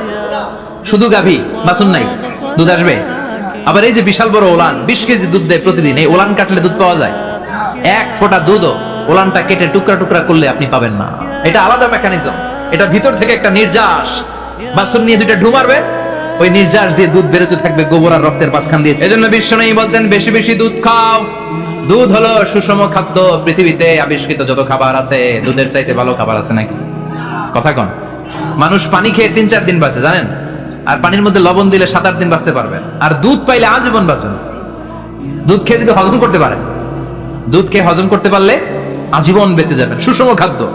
বিশ্বনবী যে রাতে মেরাজে যাবেন, সিদরাতুল মুনতাহা পার হওয়ার পরে বিশ্বনবীর পরীক্ষা শুরু হলো। বিশ্বনবীকে বুখারীর বর্ণনা 3টা গ্লাস দেয়া হলো। কাদাহ ফিহি লাবান, এক গ্লাসের মধ্যে দুধ ছিল, ওয়া কাদাহ ফিহি আসাল, আর এক গ্লাসের মধ্যে ছিল মধু, আর এক গ্লাসের মধ্যে ছিল মদ। কাদাহুন ফিহি খামার। বিশ্বনবীকে 3টা গ্লাস দিয়ে বলা হলো নবী চুজ করেন কোনটা নেবেন। এক গ্লাসে মধু, আরেক গ্লাসে দুধ, আরেক গ্লাসের মধ্যে বিশ্বনবীকে দেয়া হলো মদ। বিশ্বনবী বললেন যে এই গ্লাসের ভেতরে দুধ আছে, আমি ওই পেয়ালাটা নিলাম। সাইয়েদনা জিবরাইল বললেন ইয়া রাসূলুল্লাহ আখাসতাল ফিতরা, আপনি যেমন নিছেন তেমন। সুবহানাল্লাহ কইবেন না? বিশ্বনবী দুধ খেতে পছন্দ করতেন, আর বিশ্বনবী বলতেন আলাইকুম বি আলবানিল বাকার, বেশি বেশি গরুর দুধ খাবা। ফাইন্নাহা তুরাম্মু মিনাল আশজার, কেননা এটা সবুজ লতা পাতা ঘাস পাতার নির্যাস। গরু কি খায়? ঘাস খায় না? এই ঘাসের নির্যাস হচ্ছে দুধ। বিশ্বনবী বলতেন বেশি বেশি দুধ খাবা। ফিহি শিফার মধ্যে শিফা আছে, ফি লাবানিহা শিফা ওয়া লুহুমিহা দা, গরুর দুধে আছে শিফা, গরুর গোশতের মধ্যে আছে রোগ। সুবহানাল্লাহ। কত বড় ফিলোসোফার বিশ্বনবী। বিশ্বনবী বলে গিয়েছেন গরুর দুধ বেশি খাও, কিন্তু গোশত বেশি খাইও না। আর আমরা গরুর গোশত পাইলে কোপায় ফেলা। সাদা ভাত আর ঝাল গরুর মাংস যদি হয়, ওই যে অনেকের জিহ্বায় পানি চলে আসছে। সুবহানাল্লাহ কইবেন না? বিশ্বনবী বলতেন দুধ খাও, গোশত খাইও কম। গরুর গোশত কম খাবা, গরুর দুধ বেশি খাবা। সুস্থ রাখবে কে? আবার বিশ্বনবী মায়েদেরকে বলেছেন ও মায়েরা, সন্তান হওয়ার পরে 2 বছর দুধ খাওয়াবা। আল্লাহু আকবার। ওয়াল ওয়ালিদাতু ইউরদি'না আওলাদাহুন্না হাওলাইনি কামিলাইনি লিমান আরাদা আন ইউতিম্মার রাদাআ। সন্তান যারা পেয়েছো মায়েরা, বোনেরা, 2 বছর দুধ খাওয়া সন্তানকে সুস্থ রাখবে কে? আল্লাহ। বাচ্চা ডেলিভারির পরপরই আল্লাহ তাআলা মায়ের বুকে একটা দুধ দেয়, এটাকে বলে শাল দুধ। এটা হচ্ছে বাচ্চার জীবনের প্রথম প্রাকৃতিক টিকা। সুবহানাল্লাহ কয় না? এটা বেবির জীবনে ন্যাচারাল প্রাকৃতিক টিকা। প্রতিষেধক আল্লাহ দিয়ে দিয়েছে। আপনার বাচ্চাকে টিকা দিন, স্লোগান আছে না? 5টা 7টা টিকা দেওয়া লাগে, প্রথম টিকাটা আল্লাহ নিজেই ফ্রি দিয়ে দিছে। এটা শাল দুধের ভেতরে পাওয়া যায়। এজন্য বাচ্চাকে শাল দুধ খাওয়াতে হবে, তার ব্রেনের গ্রোথ হবে, সে শক্তিশালী হবে, সে দেশপ্রেমিক হবে, সে আল্লাহওয়ালা হবে। চিল্লা এখন ঠিক কিনা? যে মায়েরা বাচ্চারে দুধ খাওয়ায় ওই বাচ্চারা মায়েরে ভালোবাসে বেশি। আর যেই মা গুলো বাচ্চারে দুধ না খাওয়ায় আর ডানু খাওয়ায়, আর কি কি আছে, হরলিক্স আর সিরালেক, কমপ্লেন, যারা এগুলো খাওয়াবে, ডানু খাওয়াবে, যারা ল্যাকটোজেন খাওয়ায়, যারা বুকের দুধ খাওয়াতে চায় না কোনো কারণ ছাড়া, 2 বছর বাচ্চারে দুধ দিতে চায় না, এই বাচ্চাগুলো বড় হলে ওই মারে বৃদ্ধাশ্রমে দিয়ে আসবে। কথা কন। এজন্য মায়েরা, বোনেরা, সন্তান হলেই তাকে বুকের দুধ দিয়ে আল্লাহর পক্ষ থেকে যে টিকাটা, এই টিকাটা পেটের ভিতরে ঢুকাই দিতে হবে। চিল্লা এখন ঠিক কিনা? এটা হচ্ছে ন্যাচারাল টিকা। এজন্য আল্লাহ বললেন ইয়াসিন ওয়াল কোরআনিল হাকিম। ইয়াসিন, বিজ্ঞানময় কোরআনের শপথ। কোরআনের মধ্যে বিজ্ঞান আছে না নাই? অভাব নাই। কয়টা শুনবেন? আল্লাহ কসমোলজির কথা বলেছে, অ্যাস্ট্রোলজি কথা। কসমোলজি হচ্ছে সৃষ্টি তত্ত্ব। কসমোলজি কি? সবাই বলেন কসমোলজি কি? আল্লাহ বললেন আওয়ালাম ইয়ারাল্লাযীনা কাফারু আন্না সামাওয়াতি ওয়াল আরদা কানাতা রাতকান ফাফাতাকনাহুমা। কাফেররা কি দেখে না মহাবিশ্বের সবকিছু একসাথে মিলে ঝিলে ছিল, বিশাল এক বিস্ফোরণের মাধ্যমে আমি মহাবিশ্ব তৈরি করেছি। সুবহানাল্লাহ। আদিতে, শুরুতে কিন্তু সব আকাশ, বাতাস, জমিন, চন্দ্র, সূর্য, নক্ষত্র, গ্রহ, নিহারিকা পুঞ্জ, গ্যালাক্সি, ব্ল্যাক হোল সবকিছু মিলেমিশে একসাথে ছিল। এটার ঘনত্ব ছিল খুব বেশি। মহাবিশ্বের সবকিছু ছিল একটা বিন্দু। এটাকে বিজ্ঞানীরা নাম দিয়েছে দ্য সিঙ্গুলারিটি, মহা একত্ব। এরপর একটা প্রচন্ড বিস্ফোরণের মধ্য দিয়ে মহাবিশ্ব সৃষ্টি হয়েছে। এটার ওরা নাম দিয়েছে বিগ ব্যাং থিওরি। কি নাম? স্টিফেন হকিং মারা গেছে না, সবচেয়ে বড় পদার্থবিজ্ঞানী ছিল। সে একটা বই লিখেছে, from the brief history of time, a brief history of time from big bang two black hole. সেখানে সে প্রমাণ করেছে কোরআনের এই আয়াত, কানাতা রাতকান, মহাবিশ্বের সবকিছু একটা বিন্দু ছিল। চাঁদ, সূর্য, গ্রহ, তারা সবকিছু ছিল।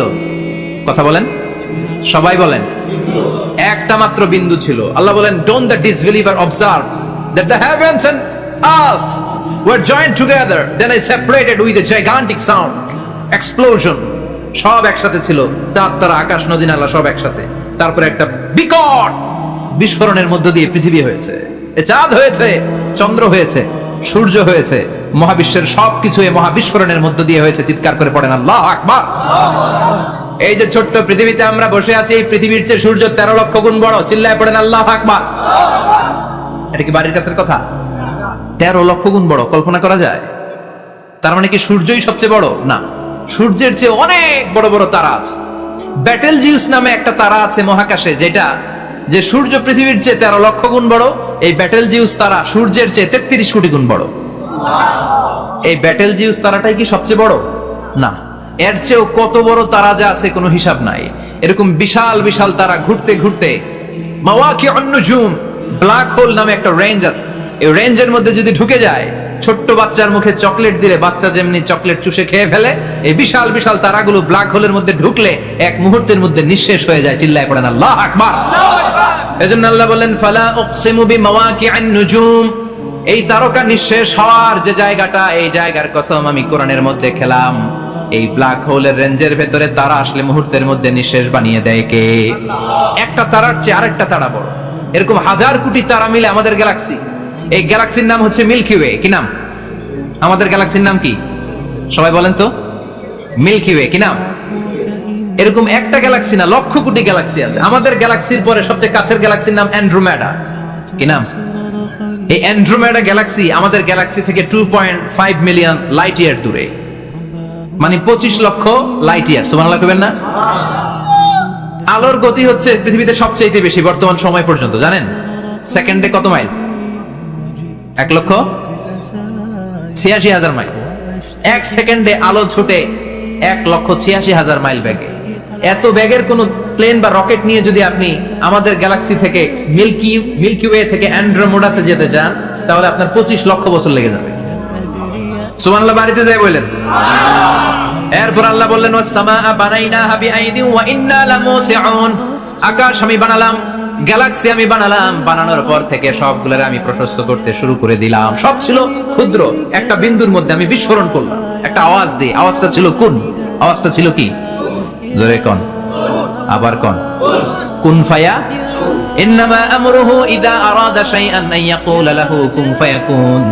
আল্লাহ যখন কিছু করতে চান শুধু বলেন কুন, শুধু বলেন বি। কুন মানে বি, ইট ওয়াজ, এটা হয়ে যায়। হাও বলতে দেরি। এই মহাবিস্ফোরণের নেপথ্যে যে শব্দটা ছিল সেটা ছিল কুন। সেটা ছিল কি? আল্লাহ কুন বলতে দেরি, মুহূর্তের মধ্যে বিগ ব্যাং, বিশাল এক্সপ্লোশন, তারপর থেকে মহাবিশ্ব ছড়াচ্ছে।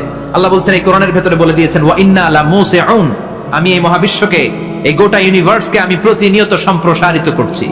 প্রতিনিয়ত এটা বড় হচ্ছে, সম্প্রসারিত হচ্ছে। চিল্লায় বলেন আল্লাহু আকবার। আজ থেকে মাত্র 20 বছর আগে এটা তারা আবিষ্কার করেছে। এই 1998 সালে তারা আবিষ্কার করেছে সুপারনোভা কসমোলজি প্রজেক্ট।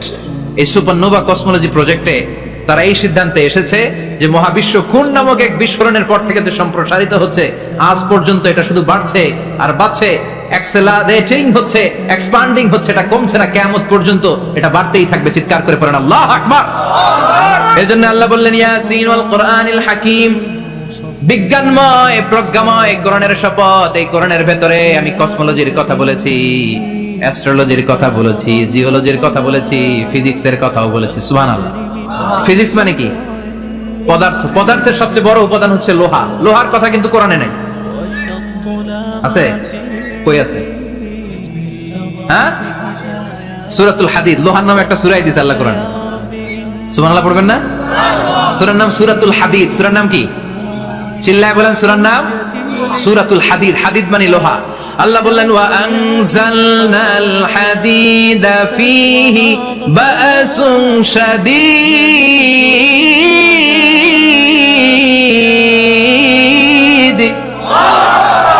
ওয়া আনজালনাল হাদিদ ফীহি বা'সুন শাদীদ, আমি লোহা নাজিল করলাম আর লোহার ভেতরে আমি ভয়ঙ্কর শক্তি ঢুকাইয়া দিলাম। সুবহানাল্লাহ। ফিহি মানাফিউ লিন-নাস, লোহার ভেতরে মানুষের জন্য অনেক কল্যাণ আছে। সুবহানাল্লাহ। লোহা ছাড়া পৃথিবীতে কিছু হয়? আংটি বানাতে লোহার দরকার আছে না নাই? ঘড়ি বানাতে, গাড়ি বানাতে, বাড়ি বানাতে, মোবাইল বানাতে, হেলিকপ্টার, প্লেন, রকেট, মাইকের স্ট্যান্ড। সুবহানাল্লাহ কোন? এমন কোন জিনিস নাই যেটার মধ্যে লোহা লাগে না। এজন্য আল্লাহ বললেন এই লোহার নামে আমি একটা সূরা ডেডিকেট করলাম। ওয়া আনজালনাল হাদিদ ফিহি বা'সুন শাদীদ, আমি লোহাকে নাজিল করেছি। আল্লাহ বলেছেন, খেয়াল করে শব্দটা শুনেন, ওয়া আনজালনাল হাদিদ, আমি লোহাকে উপর থেকে নাজিল করেছি। কি করেছি? কথা বলেন। তার মানে লোহা পৃথিবীতে ছিল না, নাজিল করছে কে? লোহা পৃথিবীতে ছিল? পৃথিবীতে ছিল। পৃথিবীতে থাকলে নাজিল করবেন কেন? এই যে কোরআনটা পৃথিবীতে আগে ছিল, নাজিল করছে কে? কোন ফেরেশতাকে দিয়ে? সাইয়েদনা জিবরাইল। কোন নবীর উপর? বিশ্বনবী মুহাম্মদুর রাসূলুল্লাহ। আল্লাহু আকবার। তার মানে ওহী পৃথিবীতে ছিল না, আল্লাহ উপর থেকে নাজিল করেছেন। নুজুল মানে উপর থেকে নিচের দিকে আসা। এই নুজুল শব্দ ব্যবহার করে আল্লাহ বললেন ওয়া আনজালনাল হাদিদ, লোহাকে আমি নাজিল করেছি। তার মানে লোহা পৃথিবীর উপাদান নয়, লোহা এসেছে উপর থেকে। কোন সুবহানাল্লাহ। বিজ্ঞানীরা, পদার্থবিদ যারা গবেষণা করে এটাই পেয়েছেন, লোহা আসলে পৃথিবীর না। লোহা পৃথিবীতে উৎপাদন করা হয় নাই। লোহার যে মলিকিউল, অণু আছে, লোহার একটা অণু তৈরি করার মতো ক্ষমতা পৃথিবীর নাই। ইভেন এই সৌরজগতের কোনো কিছু নাই। সূর্যের তাপেও লোহা তৈরি হতে পারে। লোহার ছোট্ট একটা অণু তৈরি করতে কমপক্ষে 1 কোটি ডিগ্রি সেলসিয়াস তাপের প্রয়োজন হয়। তার মানে এটা পৃথিবীর কোনো উপাদান নয়, এটা আনজালনাল হাদিদ। আল্লাহ বলেন মহাবিস্ফোরণের কারণে গলিত অন্য কোনো তারার ভেতর থেকে লোহার উপাদান আমি পৃথিবীর ভিতরে এনে ঢুকিয়ে দিয়েছি। তার মানে পদার্থের কথা কোরআনে আছে না নাই? সুবহানাল্লাহ কইবেন না? এরপরে বায়োলজির কথা আছে না নাই? বায়োলজিক্যাল অ্যাসপেক্ট অফ মাউন্টেন্স, কেমন করে পাহাড়ি রেঞ্জ তৈরি হলো, আছে না নাই? ওয়াজআলনাল জিবালা আওতাদা, পাহাড়কে আমি পেরেক মেরে দিয়েছি।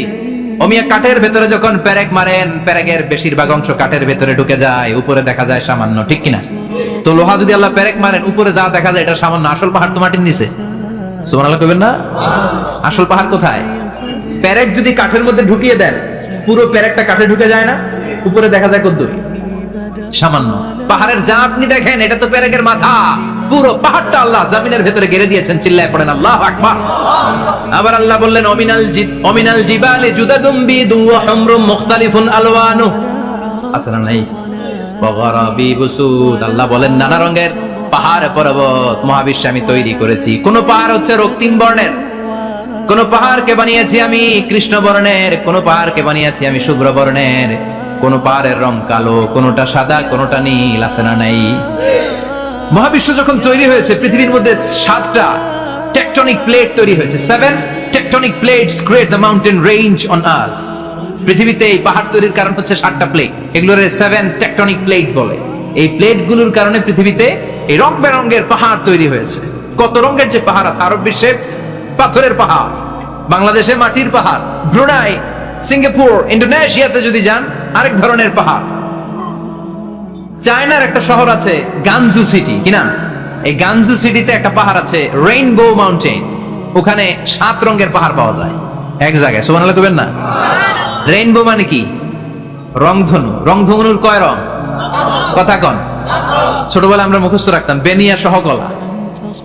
বেতে বেগুনি, নিতে নীল, আতে আসমানি, সতে সাদা, হতে হলুদ, কতে কালো, লাতে লাল। সুবহানাল্লাহ নাই? মনে রাখার কি অসাধারণ পদ্ধতি। এই রেইনবো মাউন্টেন, রংধনুর 7 রঙের পাহাড় এক জায়গায় পাওয়া যায়। এখানে সাদা পাহাড়, এখানে সবুজ পাহাড়, এখানে নীল পাহাড়, ওখানে লাল পাহাড়, এখানে কালো পাহাড়। এই চায়নার গানজু সিটিতে আল্লাহ তাআলা 7 রঙের পাহাড় এক জায়গায় রেখেছেন। চিৎকার করে বলেন আল্লাহু আকবার। তার মানে বায়োলজির কথাও কোরআনের ভেতরে আছে না নাই? এরপর আল্লাহ বললেন কেমন করে আকাশ থেকে আমি পানি নাজিল করে, এটাও কোরআনে আছে না নাই?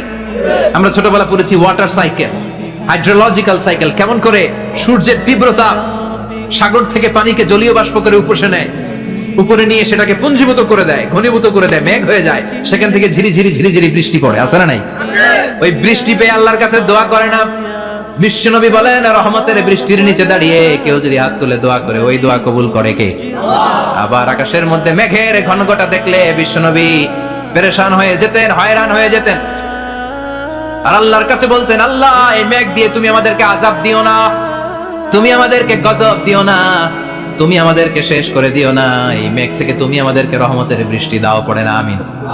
বৃষ্টি দেখলে বিষ্ণু বলতেন আল্লাহুম্মা সাইয়িবান নাফিআ ইয়া গাউসু আগিসনা গাউসান মুগীসান মারিয়ান মারিয়ান নাফিআন গায়রা দার আজিলান গায়রা আজিল। হে আল্লাহ এই বৃষ্টি থেকে তুমি ঠান্ডা রহমতের পানি দাও। কি দাও? আল্লাহ মেঘে দে পানি দে, ছায়া দে রে তুই আল্লাহ মেঘে দে। পড়েন পড়েন আল্লাহ মেঘে দে পানি দে, ছায়া দে রে তুই আল্লাহ মেঘে দে। এই ওয়াটার সাইকেলের কথা আল্লাহ বলেছেন। আলাম তারা আন্নাল্লাহ ইউসজি সাহাবান।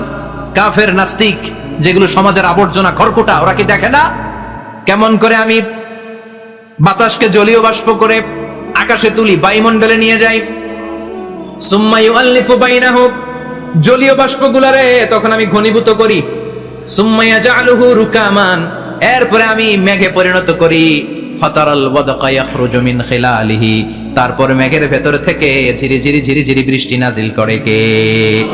আবার আল্লাহ বললেন পানি থেকে আমি পৃথিবীর সব প্রাণগুলারে বানালাম, ওয়াজআলনা মিনাল মাই কুল্লা শাইইন হাইয়া ফালা ইয়াকিলুন, পানির ভেতরে থেকে সব প্রাণের উৎপত্তি পৃথিবীর মধ্যে ঘটিয়ে দিয়েছে কে? বিজ্ঞানীরা স্বীকার করেছে পৃথিবীতে যত প্রাণ পাওয়া যায়, যত প্রাণের ব্লুপ্রিন্ট পাওয়া যায় সব এসেছে পানি থেকে। চিৎকার করে বলেন কোথা থেকে? পানি নাই তো প্রাণ নাই, পানিও আছে প্রাণও আছে। কোন সুবহানাল্লাহ। বিজ্ঞানীদের ধারণা, তারা ধারণা করে বলেছে পৃথিবীর প্রথম প্রাণের নাম হচ্ছে অ্যামিবা। কি নাম? ওরা বলেছে এটা এককোষী জীব, it's a very small unicellular organism found ever in the world. পৃথিবীতে পাওয়া প্রথম এককোষী প্রাণীর নাম হচ্ছে অ্যামিবা। এটা এসেছে শৈবালের মতো, এরপরে জুপ্লাঙ্কটন, ফাইটোপ্লাঙ্কটন, ব্যাকটেরিও প্লাঙ্কটন, একটার পর একটা স্পিসিজ প্রজাতি পৃথিবীতে ডেভেলপ করেছে। কোন সুবহানাল্লাহ। এই পানির কথা কোরআনের ভেতরে বলে দিল কে? এজন্য আল্লাহ বললেন ওয়াল কোরআনিল হাকিম, বিজ্ঞানময় কোরআনের শপথ। এই কোরআনটা বিজ্ঞানের ঠাসা, এই কোরআন আশ্চর্যের শেষ নাই, এই কোরআন কোনোদিন পুরাতন হয় না। এই কোরআনের ভেতরে আল্লাহ দিয়েছেন হেদায়েতের মশাল, আর কোরআনটাকে বানিয়েছেন বিজ্ঞানের সুউচ্চ মিনার। জোরে কোন সুবহানাল্লাহ। ফিজিক্স পেলাম, ওয়াটার সাইকেল পেলাম, এবার পাতালপুরীর কথার দরকার আছে না নাই? পৃথিবীর একেবারে গভীরতম গভীরে কি আছে এটা কিন্তু কোরআনে নাই। আছে? পৃথিবীর মাঝখানে যে উত্তপ্ত লাভা আর আগুন, এটা আপনারা জানেন? পৃথিবীর উপর দিয়ে আমরা ঠান্ডা পৃথিবীতে ঘুরে বেড়াই, কিন্তু এর ভিতরে কিন্তু আগুন, লাভা। আল্লাহ কোরআনের মধ্যে ফুটন্ত টকবগে সাগরের কসম খেয়েছেন। আল্লাহ বলেছেন ওয়াল বাহরিল মাসজুর,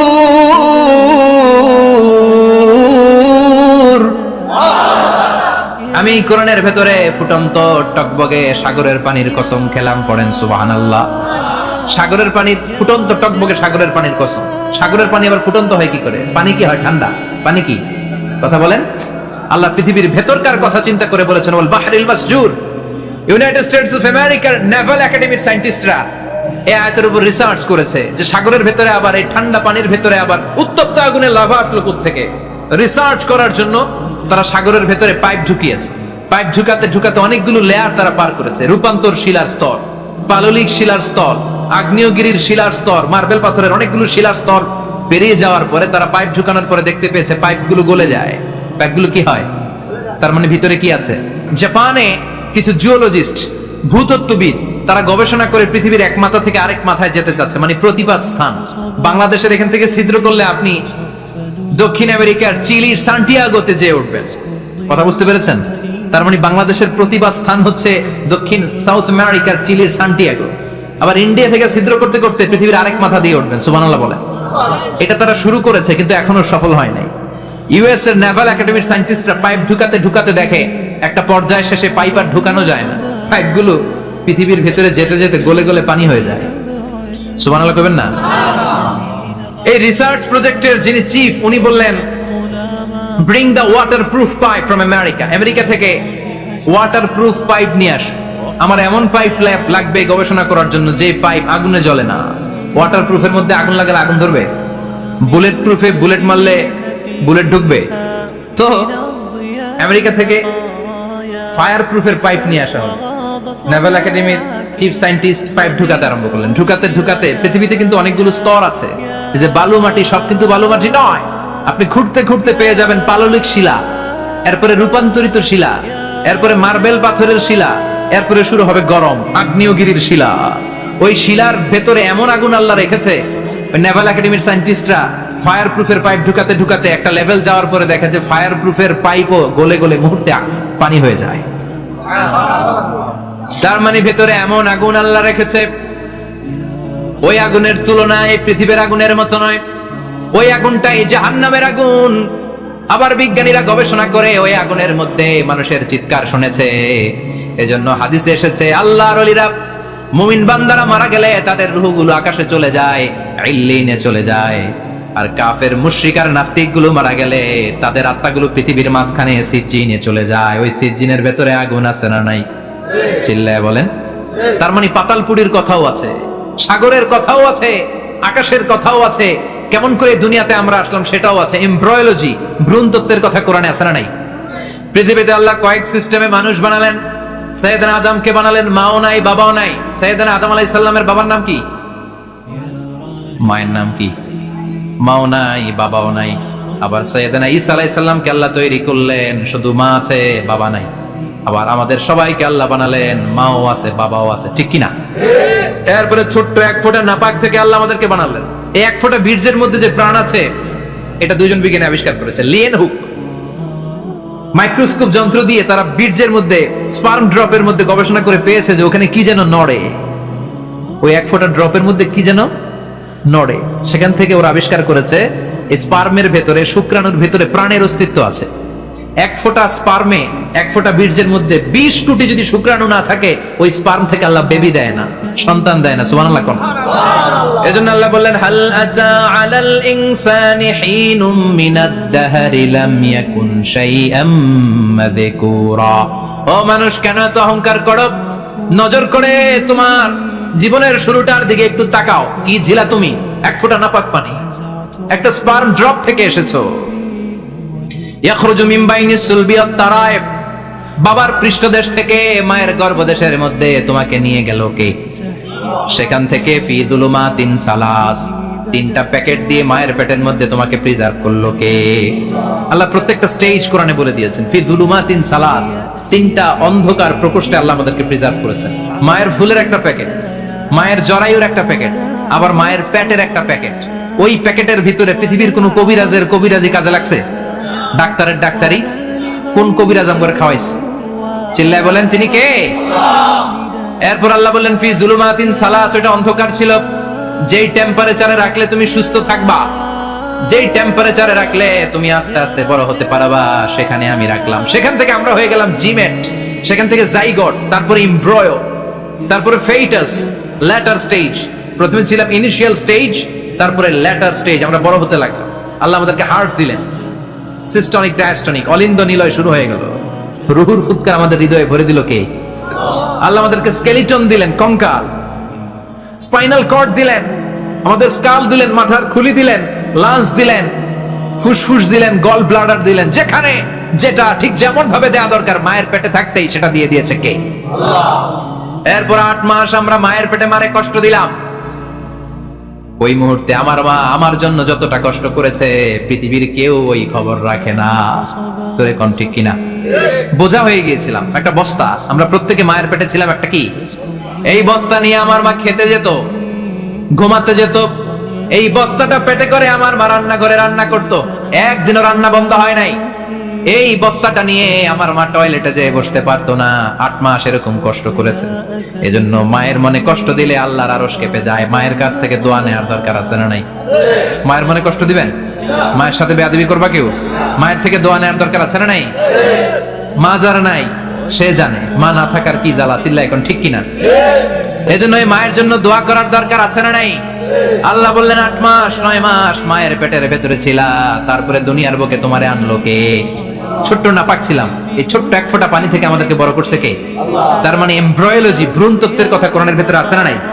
সে আল্লাহ বললেন ইয়াসিন ওয়াল কোরআনিল হাকীম ইন্নাকা লামিনাল মুরসালিন আলা সিরাতিম মুস্তাকিম। সুবহানাল্লাহ পড়েন।